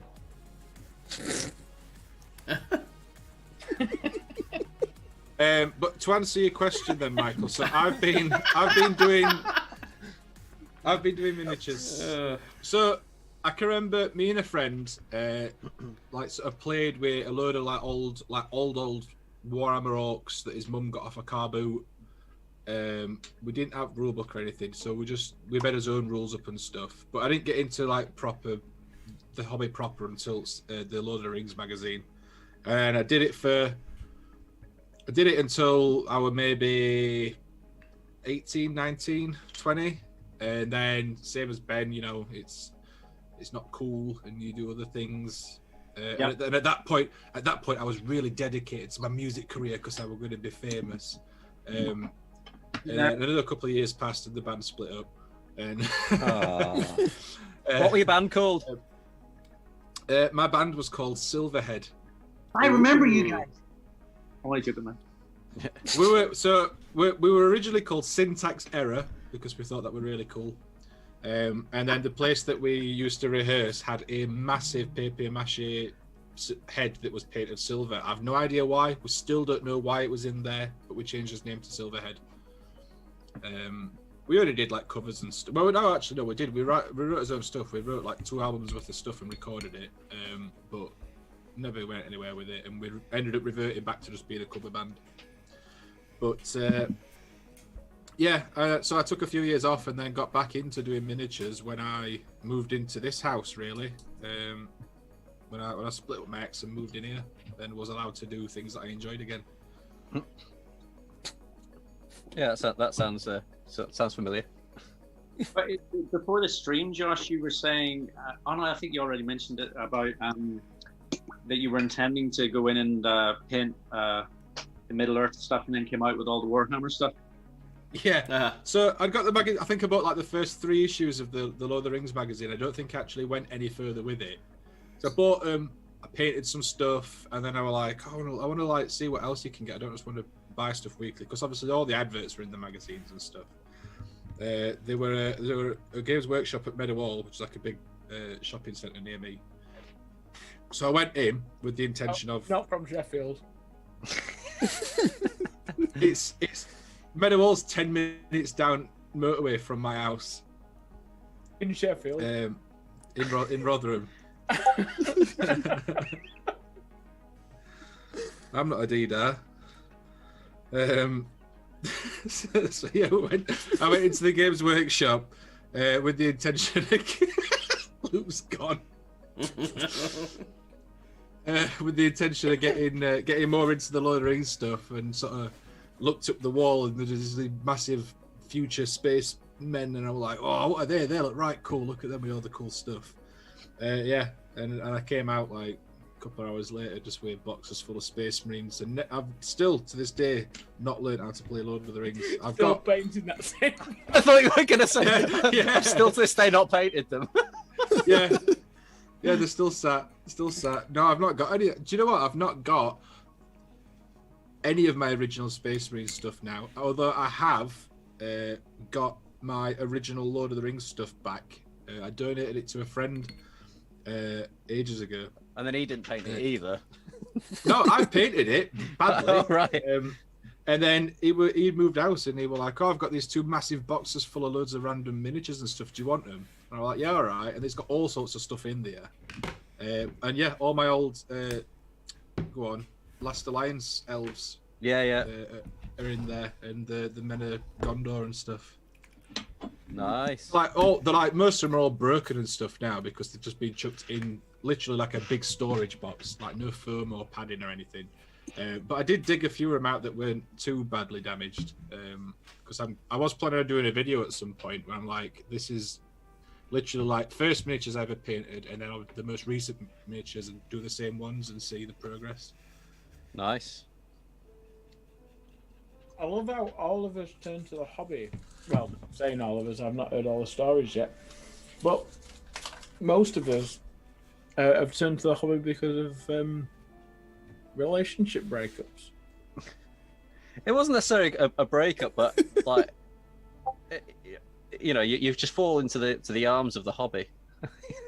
No, it wasn't because of a breakup that I kind of started again, but with my ex, there's no way this would have ever happened. Do you know what I mean? I wouldn't be doing this now if I was still with my ex, but Why? oh, because she was just a knobhead. Dark, innit? Dark. Dark. Is this? I was with someone that I thought I was going to be with for a very long time, and Turns out you weren't. It turns out obviously I'm not. No, and because of that, I went into a dark place that I never want to visit again, and I started painting models because it gave me something to do. And now, 6 years later, Is that Sheffield? yeah, definitely. But no, it's just weird how like a lot of my friends and stuff like that I know of all, I think they did it as kids, and then like you, Ben, as in they didn't want to speak to the spouse or person that they was with about it, and then as soon as they decide to go, well, this is boring, or the partner goes, well, you're boring, they then go and paint models. Mine was like I was. This has got very, very deep. This has got very deep and real. It has got deep, but it's weird. As in, because I wouldn't have turned to it. I was a single man, and it's not something that's been a thing. And the first thing I thought, I went in Asda, and I bought a model kit of a Airfix tank that went together like a sack of shite. And I enjoyed it. And then I bought a load of bot action stuff, and I played bot action for about 12 months, and then I started channel. Well, I'd done it when I was younger, but then I'd sort of stopped, and with my ex, I I had a limited amount of time to do my hobbies. I had one evening once every fortnight that I was allowed to go into the attic and play on my Xbox. What? And yeah, no time for miniature painting. But yeah, and it's one thing that I always enjoyed doing. So when I got the opportunity to then, I've got all this free time and I can do whatever I want. This is amazing. So yeah, started doing it again, and I'm glad that I have done, because I really enjoy it. I get so much out of it. Idle hands, man. I I don't think anybody likes doing nothing. Yeah. As in me, if I even now, as busy as I am, I try and have weekends off. But I need to do something. It gets to like Friday night, obviously I've had a few drinks, so Saturday, come to about 1 o'clock, I'm like, what can I do? And because everything's at work, sometimes I just go into work. As in, Fair enough. I just think people like to do things. And if you enjoy doing it, even if it is painting a model or sculpting or, colouring in, as in, it don't matter, just let people do what they want to do. Yeah. As in, if anybody controlled that, Christ, I'd go apeshit. Yeah. I really would. Well, I think I pretty much did. Yeah. I'd like to spend more time. A year and a doing half. stuff sometimes, but... Oh, go on, Ben. I was going to say, there's times where I think I'd love to spend more time, but then, I think, there is a balance between sort of spending family time and, like balancing what you do with your crafting hobby and stuff. So I probably tend to do more at night now, or like, if my other half's gone out or if she's working or something like that. So it's, there's sort of times where you're sort of just having to balance that, really, isn't there? I'm quite... Yeah. As in, I must say, as somebody that's, I'd say late to the hobby, I always find, I think I spoke to Ben about this, the night time's quiet. Yeah. Is the time that you're left to yourself, especially if you've got kids, especially if you've got responsibilities you've got to do. I'd rather skip 3-4 hours of sleep to do something that I enjoy than not. I just hate the fact that I'm crap without sleep. I'm a moody. Well, that's why I want to be Rickman, because I can be moody. You can get away with it then. Still paint my models. I can fully testify to the giving up sleep to do model stuff. Yeah, getting up. Well, you're an early riser, aren't you? Yeah. Getting up out of bed. Yeah, 4:30 every morning. Really? Is that's how you get everything done?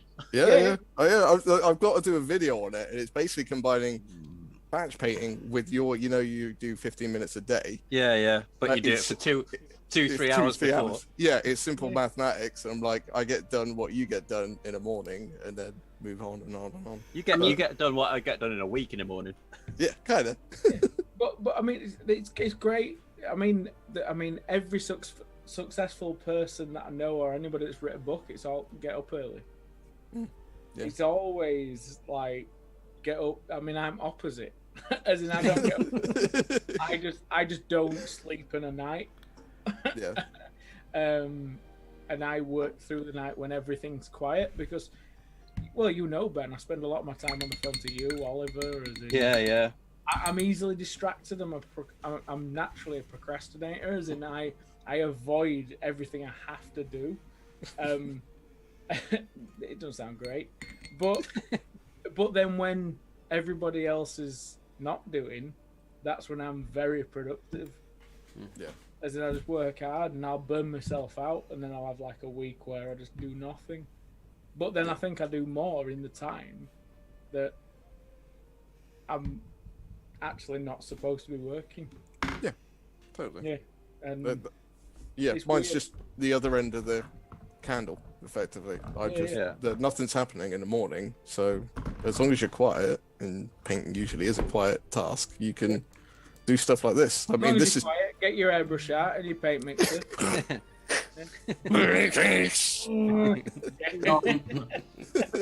Something like 4 hours sleep maximum at night. Yeah. That's what you get.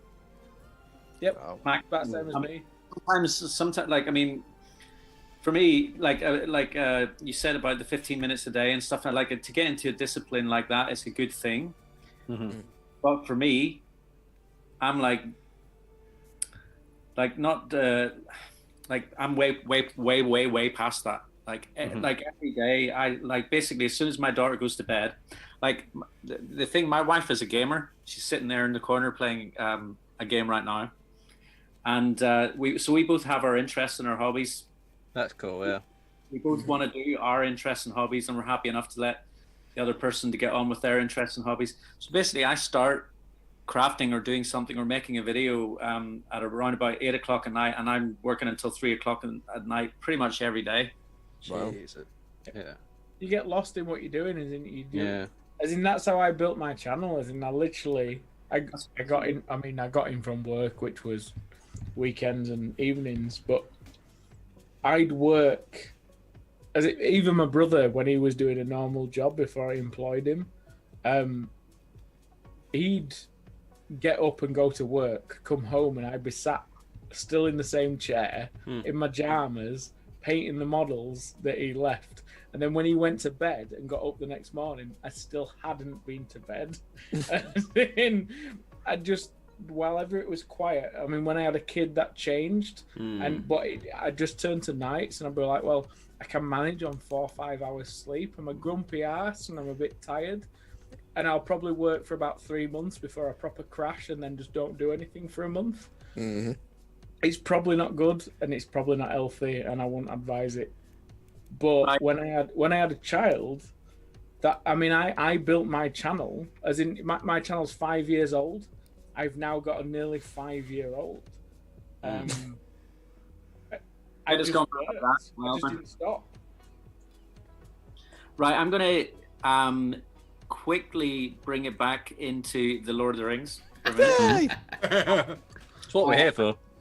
So basically, I've just added my like a little Reichland flesh shade wash into the face of Boromir here. Okay. Yep. Like, this isn't a question; it's just an observation. Straight away, it looks like Sean Bean. That is really. These models look great. Very pale flesh. It's because it's still in lifeless. I think that model is by far Has the Michael best on cut his head off? No. Like,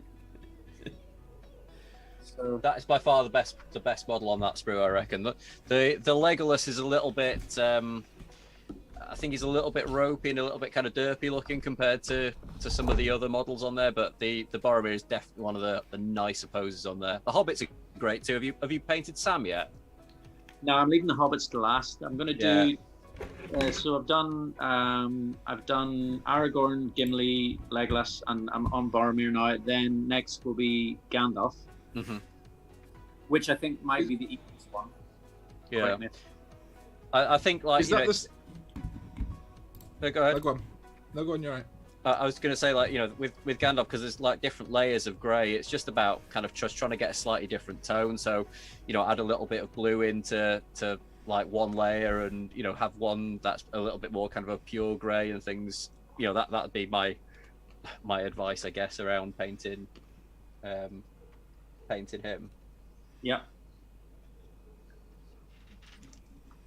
I was also gonna like I like, to anyone who's tuning in, like we're all sitting painting our minis, so we haven't been really like getting involved in the chat. We've got loads of people who've been turning up to Crazy Crafter every week. My only job. Oh, Ben's gone. 30 minutes. 30-minute marker. 30 minute. For real. There we go. The entire purpose of this stream tonight was just to have a blast and like touch base with you guys and like, you know, good vibes, have a drink. So it's all good. I think everyone out there. Whiskey now. We got. I do have a friend out there who asked the question, which was, "What age are you, Michael?" And that's my mate Paddy, who happens to also be my most recent Patreon member. So thank you, Paddy. Woo!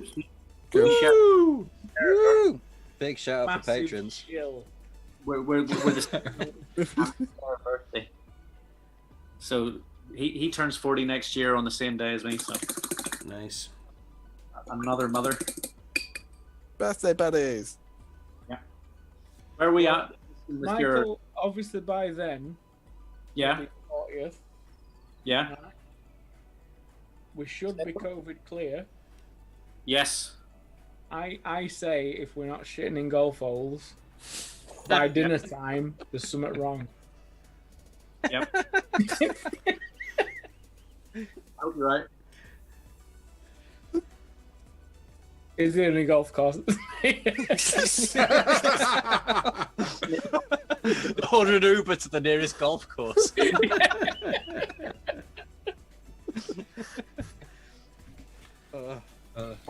I've not had a drink since I think it's September. So like I'm on my third. It's not beer been now. going that long. Like, what year is this?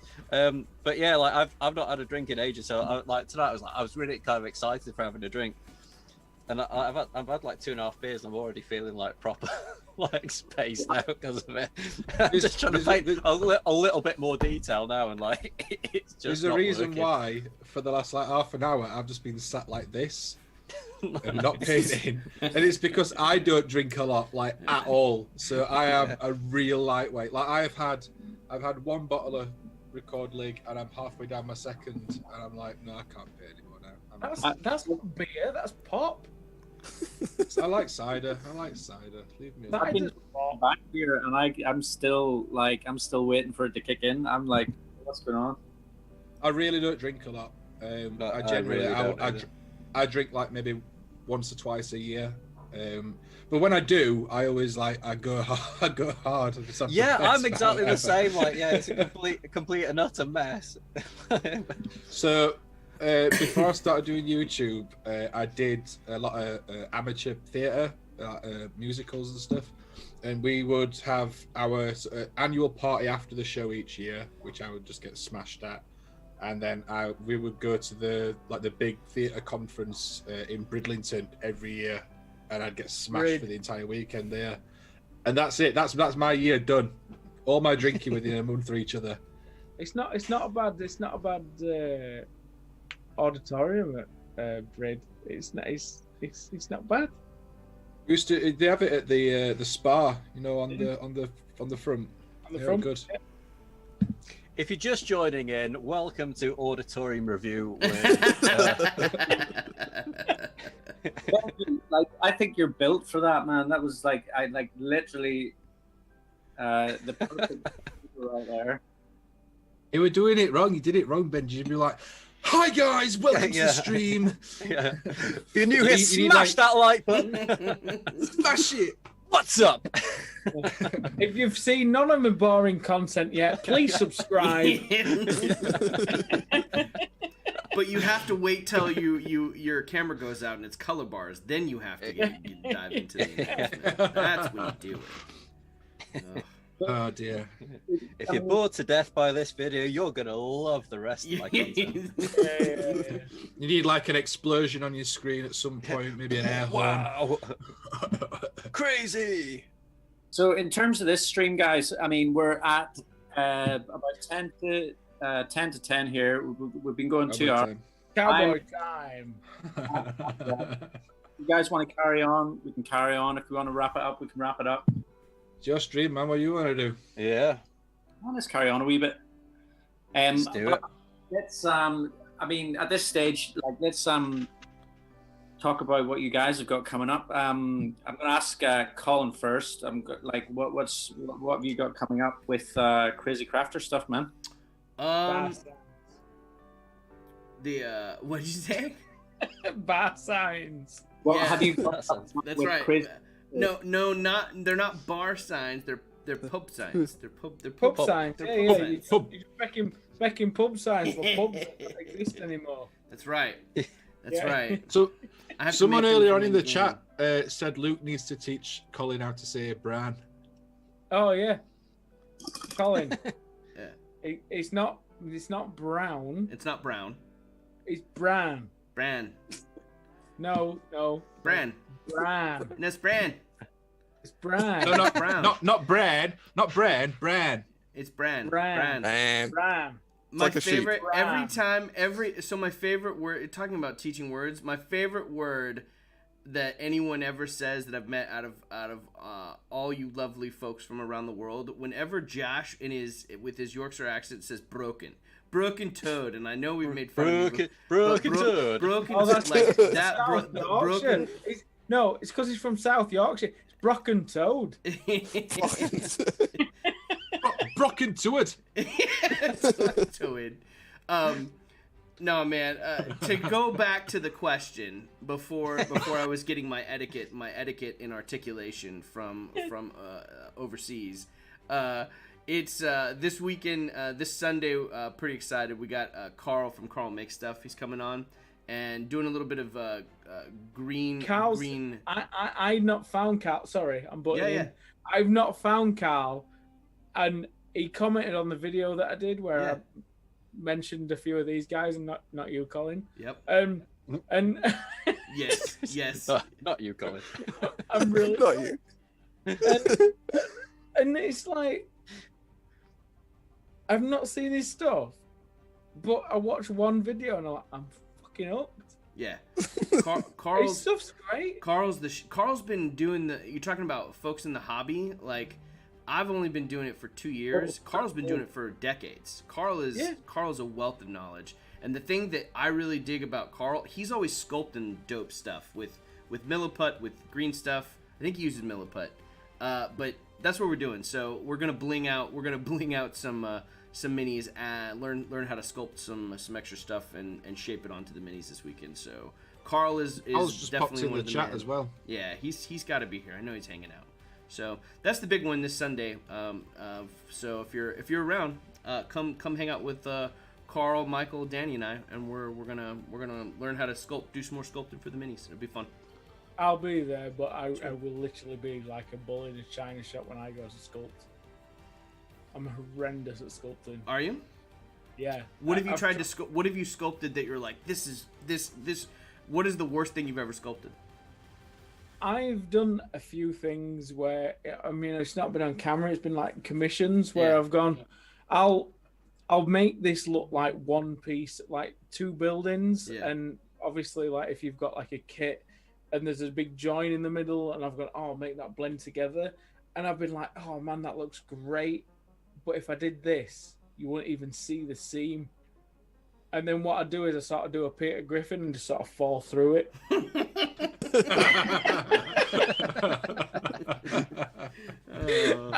Mate, as in a few times I've sculpted stuff and gone, that's fucking amazing. And then I just go, well, I'll just do this. And then I just go, boom. Yeah. Going back for that one last detail. That's the kicker. I've done that too. Me and sculpting is like bull in a china shop. I'm really heavy-handed, as in people get that from my videos. I'm very sort of bish bash bosh, and that'll do.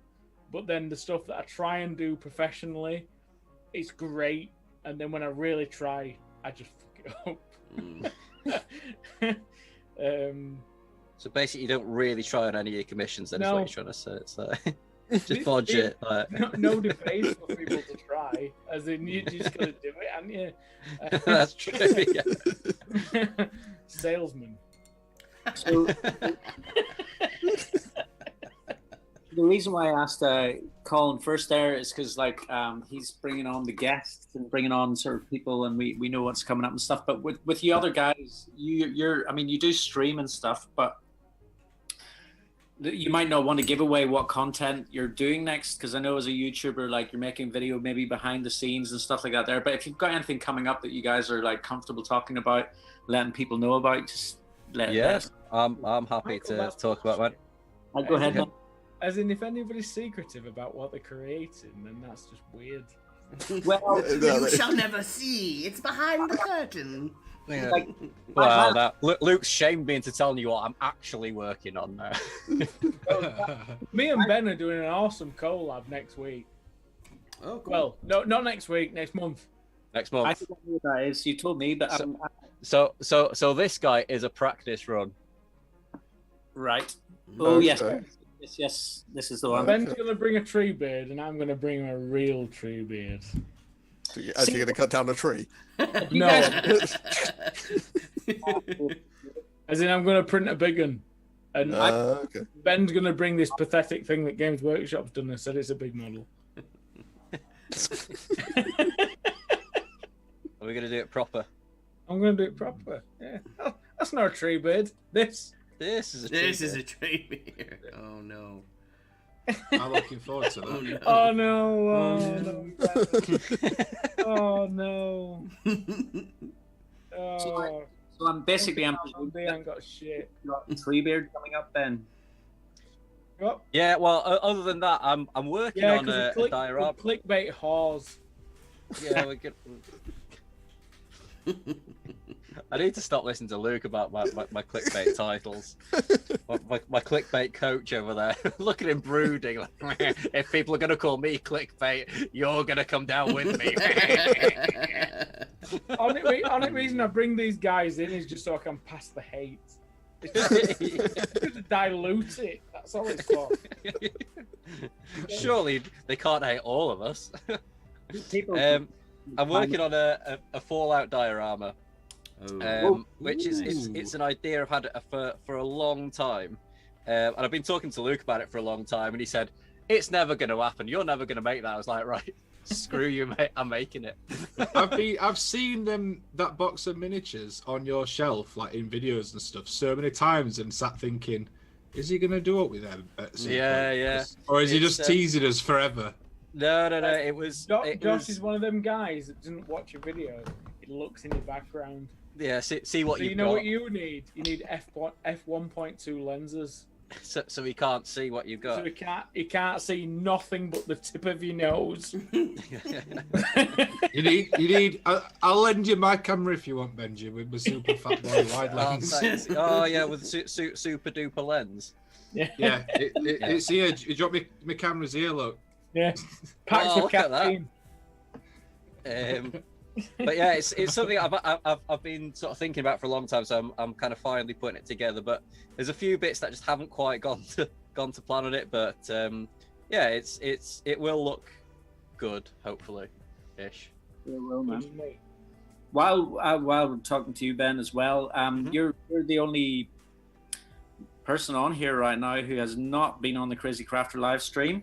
Yeah. This is true. So watch it out pretty soon. Most professional out of all of us. I know. It's true. So yeah, I'm not sure if that's a dig or a compliment, though. So I'm the most professional.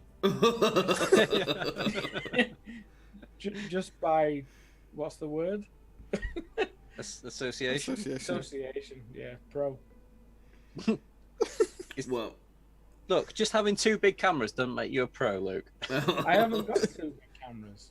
Oh, sorry, video cameras, No, I've got handycams. I've got an average size camera, and then I've got a camera that's slightly smaller than the And other. an average, with a lens I that can't even hold it. I nearly dropped it.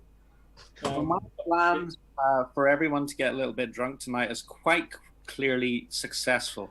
Yeah. Yeah. I'm the only one that didn't go to the pub. Yeah. Oh, What are the? I was going to say, Elston, what are you working on? Are you working on anything? I've got a video Finish. coming up. Yeah, kind of, that's it. It's like, and the idea, and it's gone. And it's gone. I've got a video coming up about my first diorama, so I've just got to finish that off, and then Oh, nice. that'll be out. And I've got a lightning tutorial I still need to film, so I think I'm going to do that this weekend. So hopefully, yeah, how to do lightning on models. How to paint lightning or how to do lightning? Yeah. How to Because I'd be paint more lightning. interested in watching the second. Yeah, it's like rubbing my hands together really, really fast. Really fast. Really fast. no So, TP box. Are you glowing up? It's just literally rubbing myself on furry things all day long. Oh, no. Hey, Lucy, you got me in trouble for the glow up thing. Oh, shit. Yeah. When's the lightning tutorial out, Elston? Or have you not decided yet? I think that'll probably be next week because I think I can film it all like in one sitting. So I think that'll be next week. Nice. Well, don't forget you'll have to film your video response to my video next week. Yeah, me and Pickle are now in the era of communicating to each other through the media of YouTube videos. Reaction videos. Are you turning to that? No, it's completely messages. accidental. Like we keep doing videos that make each other think about something, and then we go, "I was watching so and so's video last week, and it made me think about this. So this is what I'm doing now." Yeah. Like Elston's video where he tells people off for not painting the miniatures is because of my I don't paint Warhammer video. Yeah.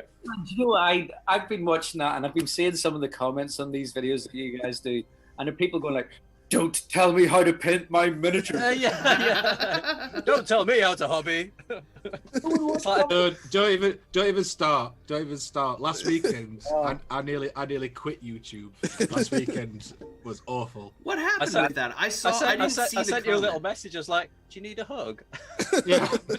Josh had a hard time on the old heavy metal, didn't he? Yeah. Yeah, mate. And I don't. Do you know what? I don't care who watches me in there, but it is full of awful people. It is very elite. Every week I'm posting my video out and stuff, and every week I go, I shouldn't post in here. No. And then I do. And it's my own fault. It's my own fault. And it is. I mean, I get the odd like negative comment like here, there, and everywhere, but generally, heavy metal is like the worst place for it. The thing is, it's far better with anything creative to be polarizing than to try and get everybody to like you. That's the thing. Like, no one's ever going to like you, and if you waste your time trying to get everybody to like you, you're just wasting your time.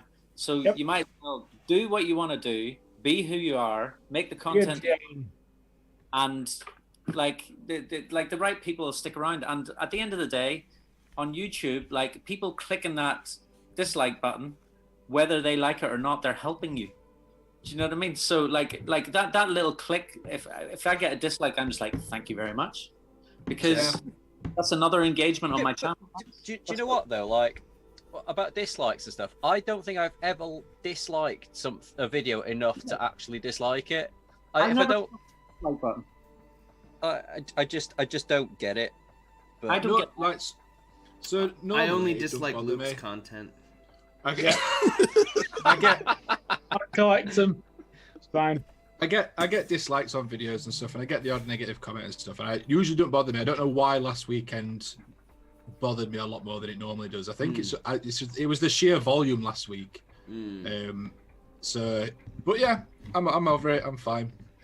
This week I've got a video out tomorrow where I'm just trying some different things, different styles for painting, like green skin that I would normally do.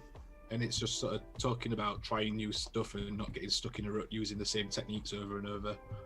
I painted a cool model from Warpblock's Kickstarter, which were fun. Yeah, so a bit that more was character filled than the GW stuff. Is that the new 10 mil Alex stuff? Yeah. No, not the 10 mil stuff. No, it's the Orc Kickstarter that's on at the moment. The 10 mil stuff I think is out next month. I really liked Warplot, like on the stream on Wednesday. Stuff am I NDAing it? Am I breaking the NDA? No, he's announced it already. Oh, he's announced it already, right? Yeah. Whoops. Sorry, mate. What were you saying, Colin? I was just saying it was really like Warplock Studios. I wasn't familiar with them until they were. He was on your stream the other day, and I really love their stuff. Is really cool. It's great. I didn't realize how long they'd been going. Like 10 years. Yeah. I've been very happy and well aware of their stuff for a very long time. It's lovely. There's so much character in like every model. I've never seen anything quite like them. Yeah, it's the old school sort of vibe, but it's not too old school that it looks a bit janky and it's sort of it's timeless sort of sculpting. I mean, I always refer back to this, but I always have Alex's sculpting down as it's very much like BFG. Oh, Yes. Yeah. A bit scratchy. It's a bit rough. This sounds all negative, but it's not. As in, it's got a graininess to it that just.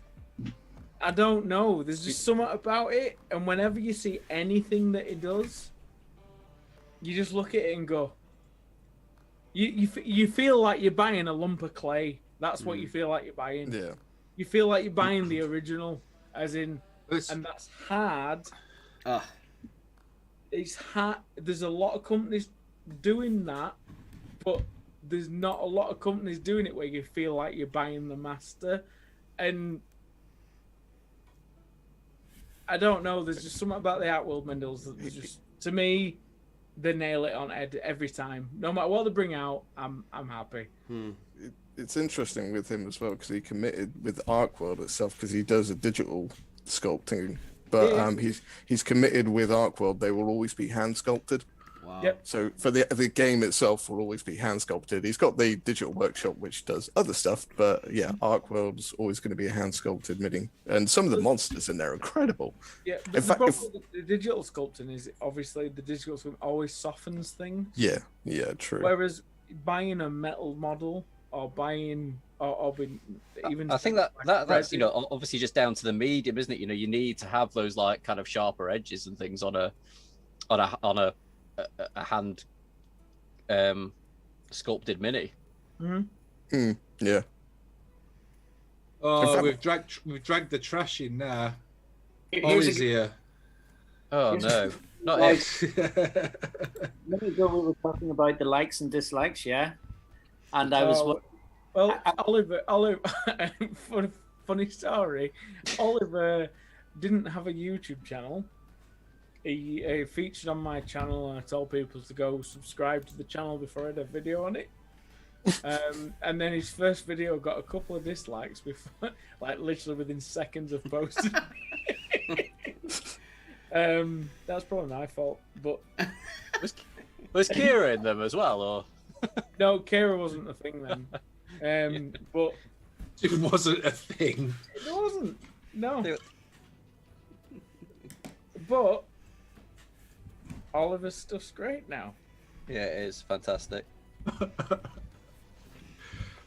Back then, it wasn't. Kira's in chat as well. Kira and Ollie, welcome. Oh, Kira was disliking it apparently. I got Luke's dislikes. Cheers, mate. Brilliant. Yeah, that's all I'm worth to the community dislikes. I'm the pure negativity that runs through this. Oh. You're like Lad Bible, what to pay you in exposure. Luke pays yes. you in dislikes. I do. I think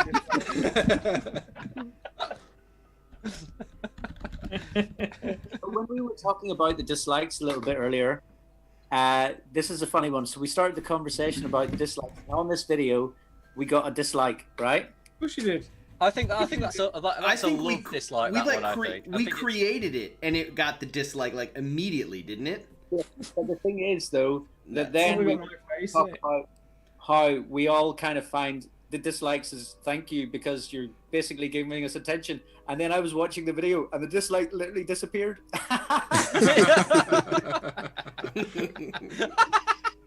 Amazing.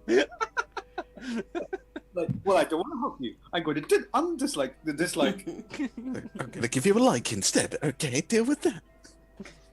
I know this is a bit uncontroversial, a bit too much, and we're God. well over what we said we were supposed to do.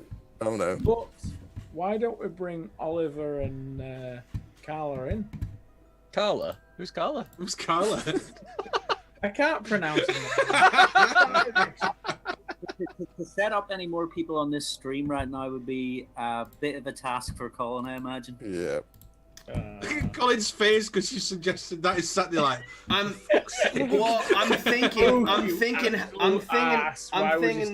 thinking how I do it is what I'm thinking. Like that's you'd have to get rid of the fancy name badges. I'd have to get rid of the fancy. I'm gonna say, That's badges there, Elston. As in dwarven badgers. Badges? Badgers, not badgers. It sounded like the same thing to me, dude. Guys, are So we you're such a- hanging around on the stream for a little while longer? Yeah, a little bit. Longer? What's that? Longer. Well, all night then, basically. Not all night. I mean, I'd say let's all right. Let's Just you know, another 4 hours. cut it off in like 15, 20 minutes or so. That works for me. That sounds great. Sounds good. I was going to say, have I got time to go and grab another beer, maybe? Yes. Yeah. Let's, I'll go and grab another beer. Ben, you've not got a beer fridge in your shed. Not yet. Oh, Right. a video. Yeah, that's a video. Yeah. Upgrading my hobby shed. No, why I didn't have a beer fridge in my hobby shed? But I do No, now. it's top 10 things you need in your hobby space. You Well, won't believe number 7. The reason I installed a fridge in my shed is to keep my millet dry. To keep my army paints from separating. Right, I'll be back in a sec, guys. No, that's what you need a paint checker for. Elston, Yeah. Darling. do you know the Boromir sculpt here at all? Kind of, yeah, off image. Yeah. Right. So between the bracers and the sleeve of the cloak that he's wearing, there's this kind of like little pattern. And then on the shoulder, there's a little pattern, and it is slightly reliefed, and on the boxwork, it's painted. Like, whenever you paint something like that, are you going in and trying to paint the detail, or are you just like brushing it over or something? I try and roughly get it right, and then use a wash to create the lines, and then the wash usually, if I haven't got it perfectly right on the lines and stuff, the wash fills in the line, and then does the separation for me. So it's kind of like a cheat. So Elston colours outside the lines. Exactly. Yeah. I do. Try Yeah. and show your personality by, colouring that star pink.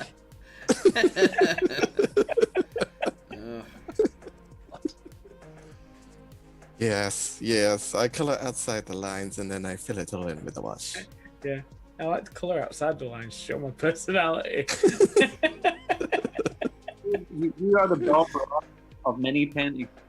You what, sorry? The Bob Ross. I said Elston is the Bob Ross of mini painting. It really is. Yeah. His voice is powerful. It's very deep. I mean, I used to be a singer in a heavy metal band, so for a long time That is the last thing I'd ever think you'd say. Is that really? Is that a fact, Elston? Yeah, if you go and have a look at my Facebook page, you'll see me with dreadlocks down to my ass. And I used to be in a heavy metal band, and I used to scream at people, and I enjoyed it immensly. Dreadlocks to your You ass don't is seem about angry 6 enough. Yeah. Have you not watched his most recent video? I had like to everyone who's not of the vertically challenged nature, short man syndrome. It's a thing. It's a real thing. I paid so much. How tall are you? I'm 5'6". Oh, wow. I'm Yeah, only I'm 2 on inches that. taller than Elston. 9. Yeah, So yeah. Elson, you and I are the same height. Ah, yes. Someone else that's not like a Understand giant. your. Josh, are you done painting, mate? You're sitting there not painting. What? Are you done painting? Kinda. Yeah, he is. Are you Is finished with everyone else here, Michael? Yes. Have Is you- my he's- microphone he- terrible? no, Very worried.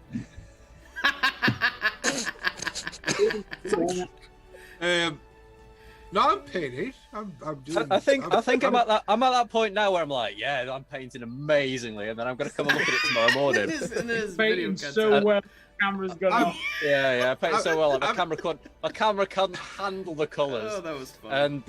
and like I'm gonna look at it tomorrow morning and go like, well, he's taking a bath in some meths, I think.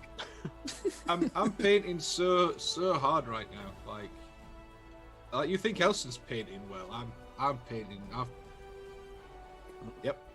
Things you're painting, like we just couldn't. Our little brains couldn't even handle. Couldn't even fathom. I'll show you. Right, hang on. Let me switch camera and I'll show you so you can see how quickly I'm painting. Ready? See? You can't even see. You can't even see. I thought you were gonna like put like a YouTube clip played at like 10 times speed and be like some Benny Hill music over the top. I should probably do some painting. I think it's a good idea. I don't actually know what I want to do on these next. What are you guys drinking? More to the point, Jameson. Cider. Just lager, some super bock. Do you know what, like, because I've not drunk for ages. I've not really. Bock. Yeah. Bock. Bock. That sounds rough. Oh, it's I literally I went shopping in Asda earlier. Of course you And I did. pulled up. Yeah, of course I did. Yeah. And I pulled up like the alcohol oil, and I was like, I forgot what I used to drink. It was like, what do I like? Yeah, so I just got Super Bock. Super I Bock, haven't that'll had do. it for ages. I can't remember what I drink. That's exactly what I drunk. Super Bock. Yeah, look at it. It's all right. Not just Bock, Luke. It's Super Bock. Not your average Bock. This is super Bock. No, it's some Super Bock. Yeah. anything with super at the front of it is probably a little. No. Hang on, Luke. Saying that. Were you not drinking White Lightning the other night? Yeah. I'm not sure you can call out anyone for what they're drinking Luke. You don't get an opinion, Luke. Pickle. I don't think I could have said no and called Ben a liar. But I agreed, and I said yes, I did. I wanted to favour the spice of life, as in I wanted to try it. Embrace the white light. Embrace it. And I had 4 cans of Ace cider, I think it was called. Ace Ventura. Ace. It was 7.1%. Ooh. Ace cider. I got 3 Ace cider. It's called Ace apple cider. I got 3 cans in, and you know what happened? I fell asleep and woke up 12 hours later. So you know what that meant? For the first time in a long time, I had a good night's sleep. It's a trick. Were you like face down, like on the living room I didn't floor sleep or in something? bed. I slept on the floor. But yeah, had a good night's sleep. Well, I I- sound like a right oboe, aren't I? We'll have another good night tonight by the looks of things. No, I'll be right. Let's go round table. We'll start with Ben because you're probably going to have like the longest, wordiest answer where you promote strategy battle game as much as possible. Oh, yeah. 10%. 10% from Games Workshop. Yeah, Because obviously they're on payroll. Yeah. What's your favourite model from the range then? From the Middle Earth range? There are a lot, but there's one model in particular. I'll grab him and I'll show him to you. That is like really. You're going to show us your model afterwards? Yeah. Where is he? Oh, there he is. Model 2, you will not understand how good this is. So, I don't know if you can see that. But it's Helm Hammerhand, and this came out I think last February or something like that. And it's just an amazing sort. And it's probably one of the miniatures that, like, you know, when you paint a miniature, and you just think, oh my god, that was just so much. That was so good to paint. That's that miniature. It's amazing. So good. So yeah, I think he's my favourite out of this range. Luke, who's up next? As obviously Luke is a seasoned pro at the SBG. National What's champion. your fit? Yeah, national. Not even national. Worldwide champion. Oh, worldwide champion. Yeah, sorry. My favourite model I've ever painted is the ram's head. Ram's head? The big siege weapon. Oh, I thought that was like what you called your penis. Well, I do. But Ben, we've had this talk. That's not how innuendo works. You're not supposed to say the thing. Ben, you know what you've watched the extended versions where it's like. Yeah, I know exactly what you mean. Yeah, Grand, you mean? Yeah, Grand. Yeah. I painted a full. Sorry to any youngsters that are watching. More sorry to your parents. Should be in bed by now. Well, yeah, exactly. Grand. As in, I've got a grand in my garden. That's how well I painted it. And I don't own keys anymore. I use a grand in my house. You just knock the door down every time you want to come in. And every time I get to my door, I go, bring out the grand. Yeah. Bring out the wolves. You know, chuff an elevator up at door, otherwise we're not going to have one left. I don't even know the words. I just. Elston, what about you? I've got one of the Forge World trolls with the scythe gauntlets. Yeah, man, that's a cool model. Yeah, that's cool. I like that, but I've also got the is it the Barad-dûr Wraith? Barad-dûr Wraiths? So it's the ring wraiths, but they're all in armor. Yeah, the ones. The ones from the Hobbit, the Forge World ones. Yeah.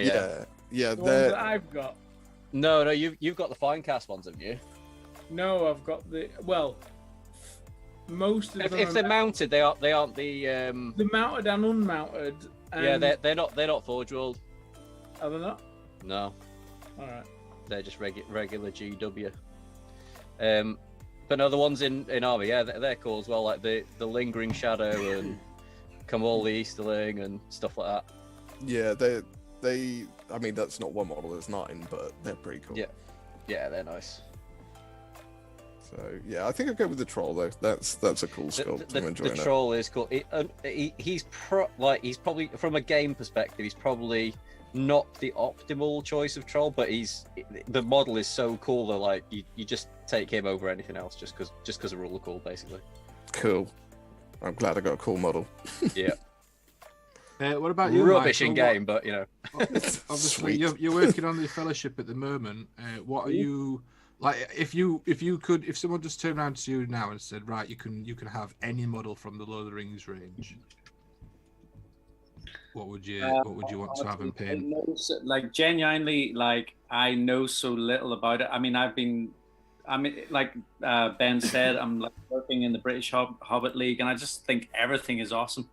Like I think all of the sculpts are cool. That's a bit of a cop out, but I really like this little Boromir. I like the Aragorn one that I've done.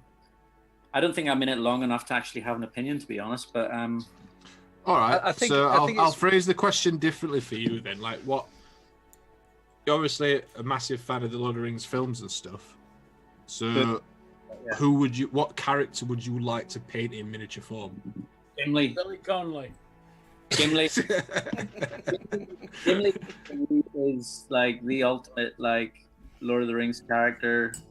Like I mean, see, this is where I go into comparing the books to the films.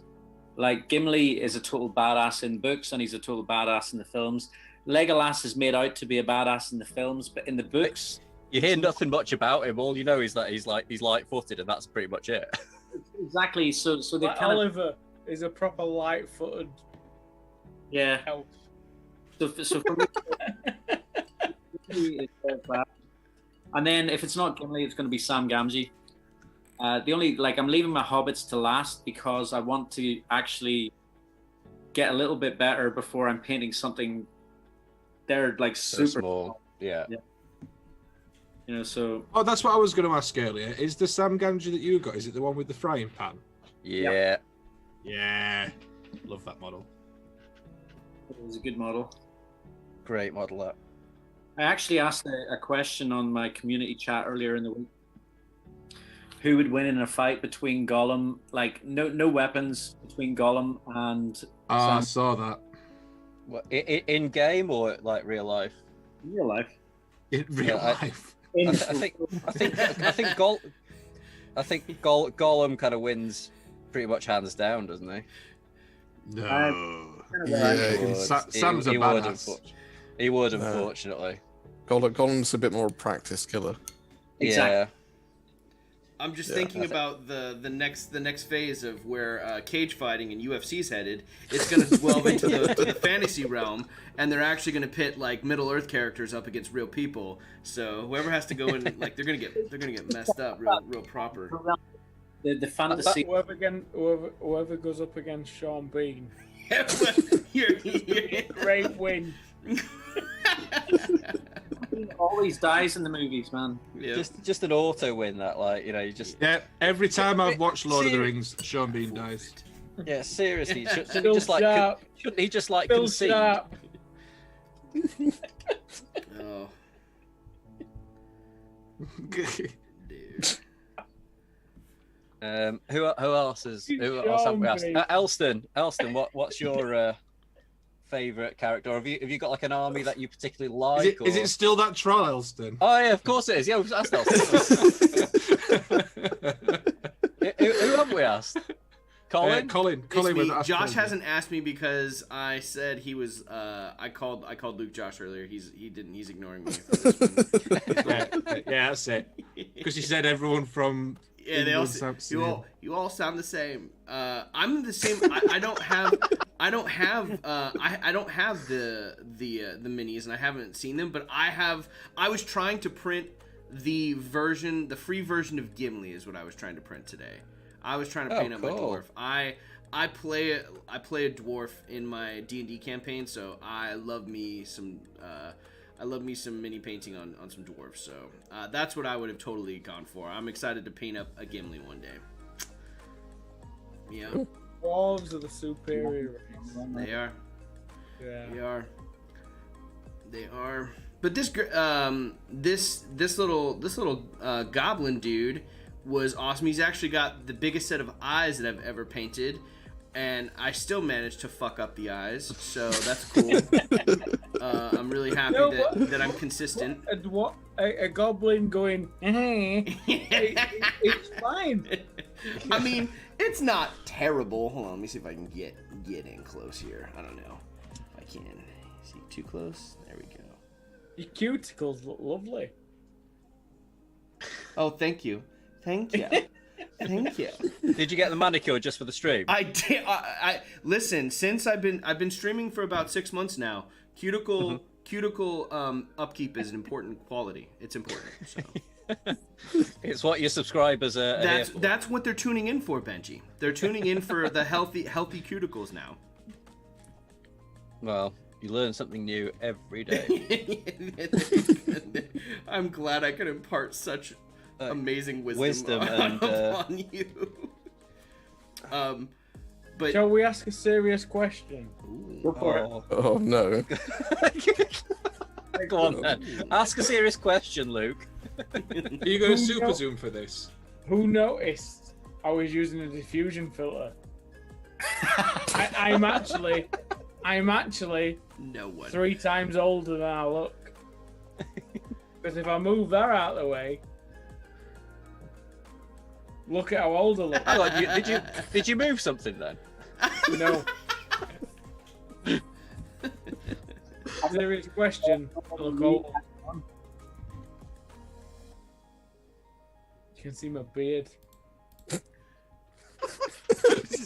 Luke discovers how cameras work for the first time. Oh. I can see my face. I couldn't see it. Oh my God. You won't believe what this YouTuber's never seen before. 10 things you need to make miniature videos. You won't believe number 7. Yeah. Yeah. I think I'm gonna have to stop painting now because I think I've just ruined Treebeard. Oh, I don't think. You just ruined him.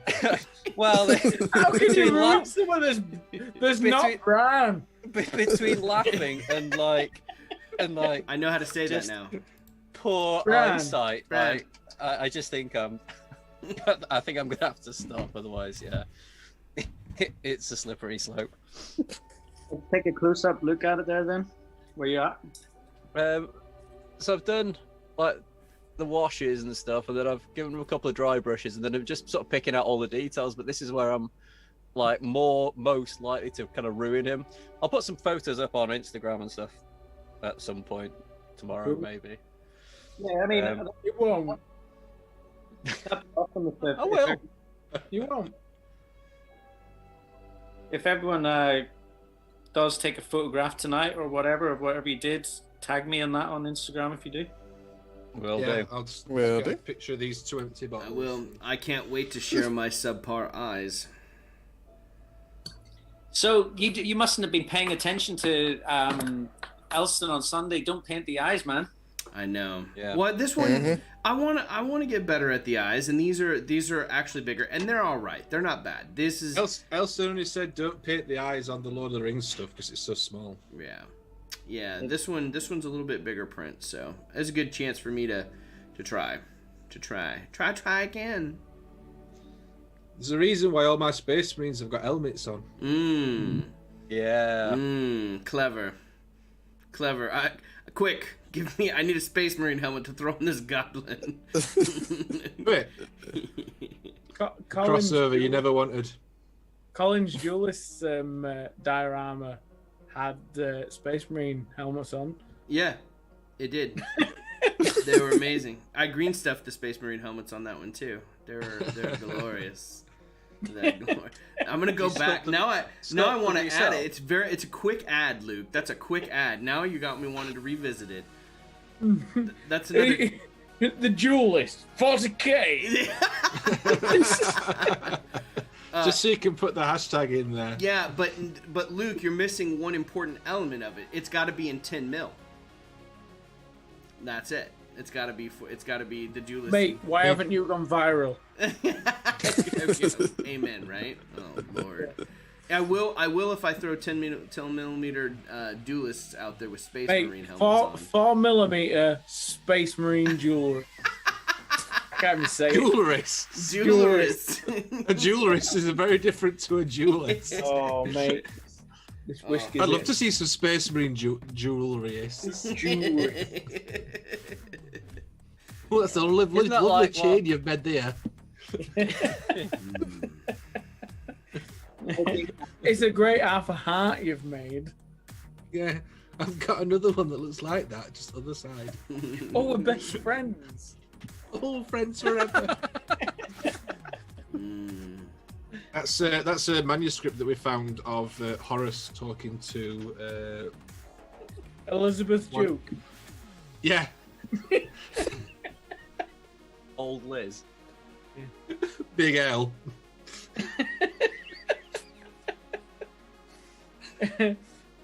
Captain Argoose.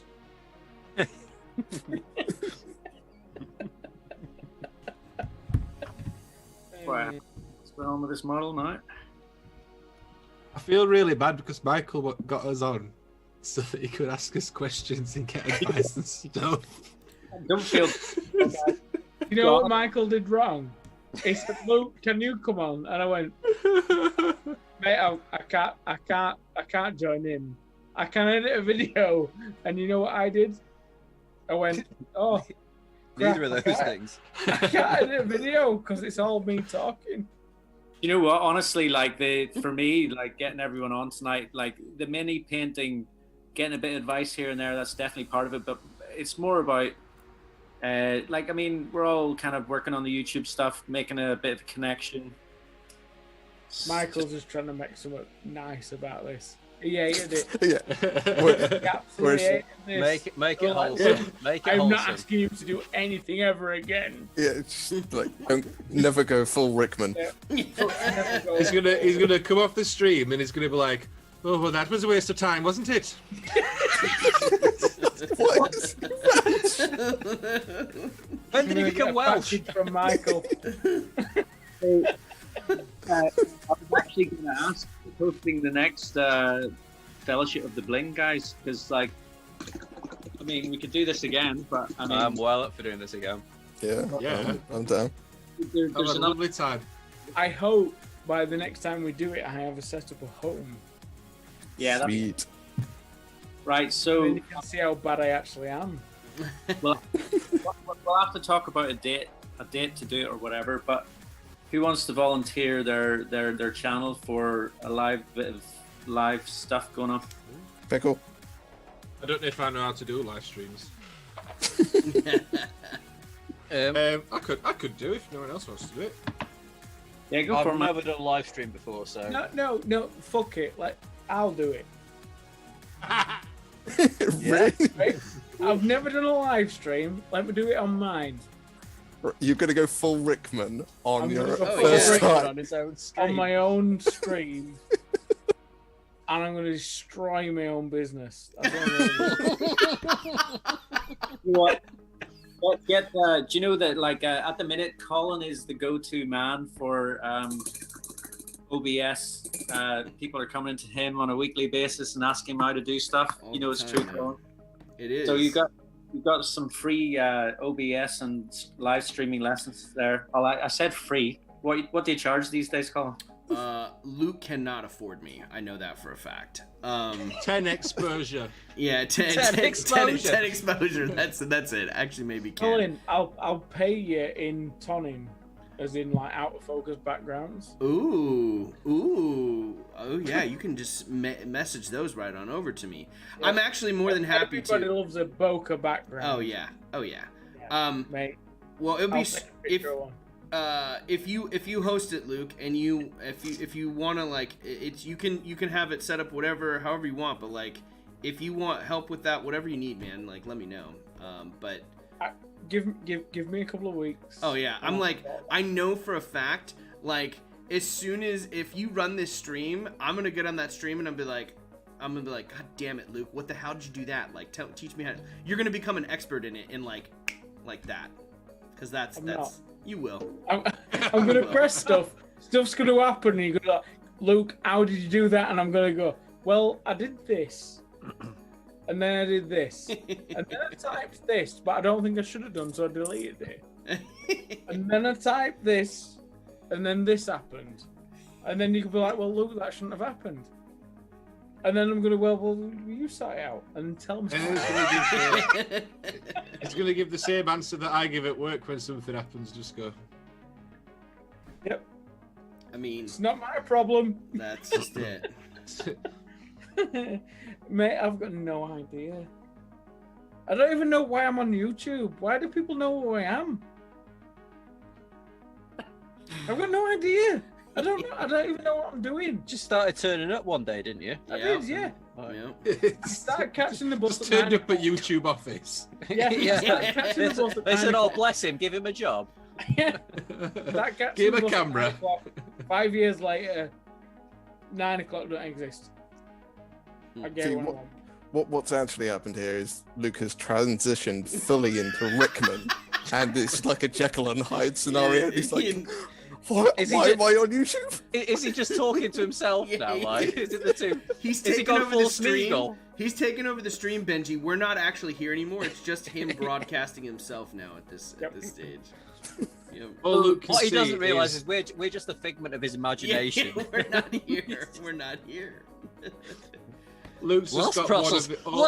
Last was done. We love doing the live streams. No, Precious, this ruins our business. It ruins our business, Precious. It's a really good Gollum, Benji. I really like your Gollum. Ben knows he's just a good Gollum. He just doesn't do it because he sounds like a nerd.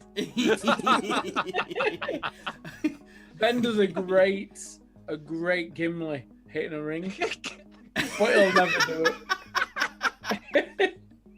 Mate, Look that at time that I Boromir. hit your ring, like that was a one-off. Like It I was tried pain. it. Hmm. That was it. Can't get the lighting right on this, but It looks like Boromir's taking center stage down at the theater there when he's under the spotlight. Down there. at the mall. I'm pretty happy with what I've done here. Dude, that Turned you're no joke. That face does look exactly like Sean Bean. That is Well, it's my nuts. favorite stuff. That's nuts. That's nuts. But Elston, I can see you texting. Yeah. Is it private? Share it with the world, Elston. Just turn it to the left just a tick. It's more a case of I need to be quiet now because other people in the house are like, when are you finishing? And I'm like, okay, we're gonna do it. So yeah, Oh, shit. So you're getting told off then, basically. yeah, basically yes, Basically. yes. You mean what you're trying to say is your significant other doesn't watch you on YouTube? No. Wow. We've got. I keep on going like, right, should we wrap this up? Should we wrap this up? And then I keep going back to the video and looking at the chat. People seem to be chatting away. We're still up near like 30 viewers at this point. No way. 30 viewers? Well, right now we're at 27. Well, that's It's basically been, 30. it's been Well, bobbing it might as between. well be 30. Yeah. Round up. Round up. Round It's up, been man. bobbing.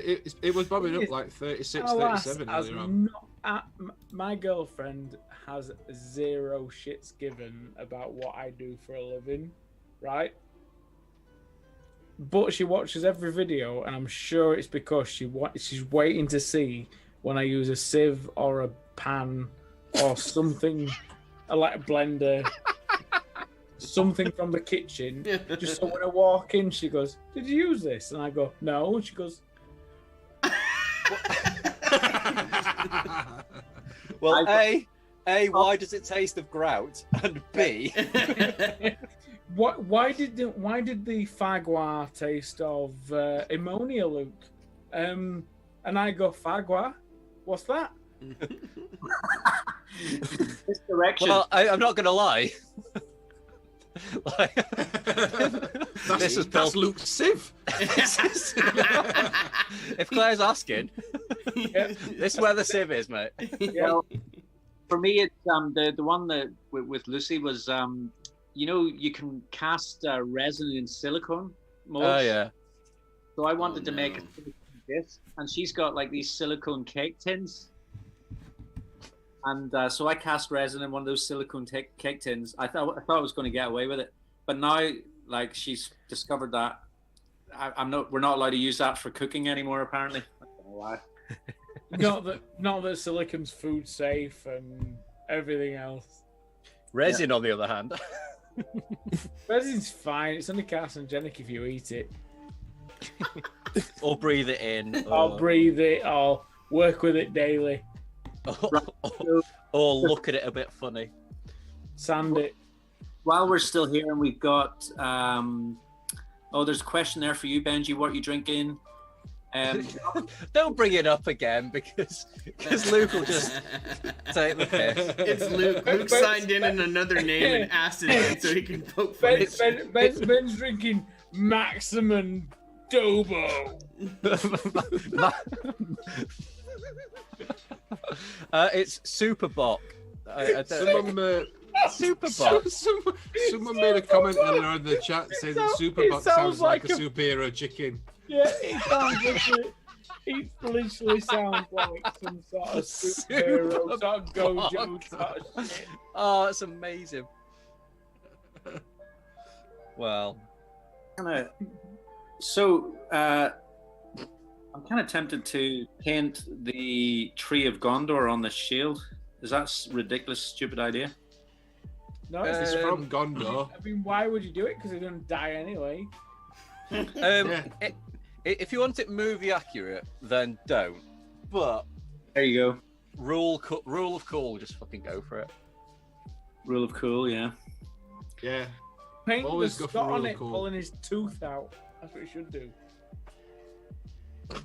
You know what's the thing that I like? That's a sharp reference. Going back to the Lord of the Rings movies and in specifics, Boromir. That is one thing that I liked about the movie, in comparison to the book, is the whole scene around Amon Hen, where they're fighting and whatnot, and the scene where you see Boromir getting the arrows in him. I thought they did that really well, because in the book they don't go into that. You basically get to Aragorn and Boromir. Like, I mean, so He basically just finds him, doesn't he? Like, it's find them, yeah. And that was something that I was always like, oh, that would have been such a great. I would have loved to have seen that Tolkien kind of flesh that out, and then they did it in the movie. I think Tolkien, when you read the books, like a lot of the fight scenes are very sort of they're very kind of vague, aren't they? Like, if you read about the Black Gate in particular, like I always like, there's a couple of chapters that you always reread, and like the Black Gate and the Scouring of the Shire were like two chapters that I've read over and over and over again. But in the Black Gate, it's like oh, sorry, no, it's not even the Black Gate. It's in the Hobbit and the Battle of Five Armies. It's like, and dragons turn up, and werewolves turn up, and these creatures turn up, and trolls turn up, and blah, blah, blah. And it's like, and then they all fight, and then 3 days later, it was all over, and good one. And it's all like this really kind of vagueness about the actual fighting, and it's all like I guess like, you'll spend three or four pages talking about trees, but an entire battle will happen in half a page. I'm really sorry for laughing when you were talking then, Ben. I just looked up and saw Luke and...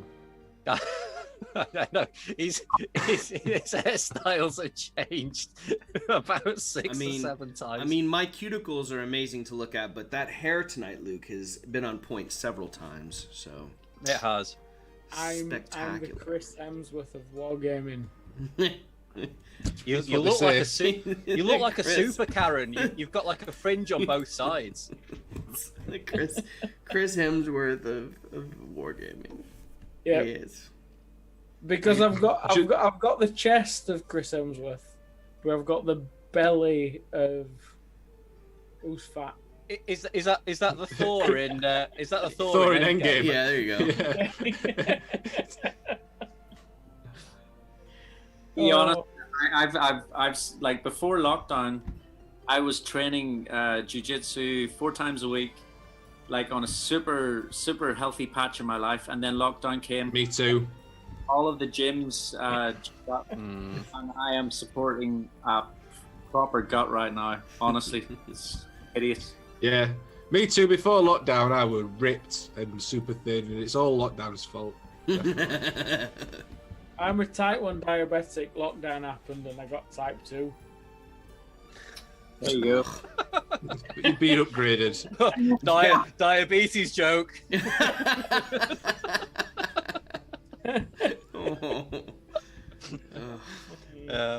But I used to train a lot, and then kind of like again lockdown happened, wargaming. and then wargaming. But like lockdown happened, and then like that in between lockdown sort of thing, there was like 3 months or something when it kind of everything opened up again, and I kind of went half back to the gym sort of, and then it locked down again, and I'm just dreading going back now. Like if Oliver's still watching, like him and me are on a bit of a running mission at the moment, and we're kind of smashing a few runs every week and things. But yeah, it's tough. It's really hard. Like I'm not surprised he lives in Wales. It's a long way to run for you.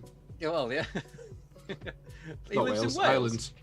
Ireland. Well, we're not going together, but like we've got like a little Strava group that we've like set up. I won't tell you what it's called, but it's YouTube fat something. It's called Ben and Ollie BFFs. BFFs, running, holding hands and stuff, etc. But yeah, we're kind of on a bit of a mission to try and lose a bit of.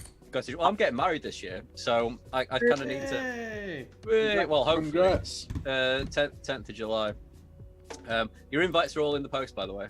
And yeah, yeah, and we're like, I'm kind of desperate. Want me there. It's all right. We'll catch the live stream. Get all I'll live stream the whole thing. Yeah. Just make sure you comment, and I'll get to the comments at some point during the night. It's like great performance, Ben. Woo! Yeah, I know. Thanks. But yeah, I need to try and lose some weight before that. Basically, so I've got to do something. Drink more of that.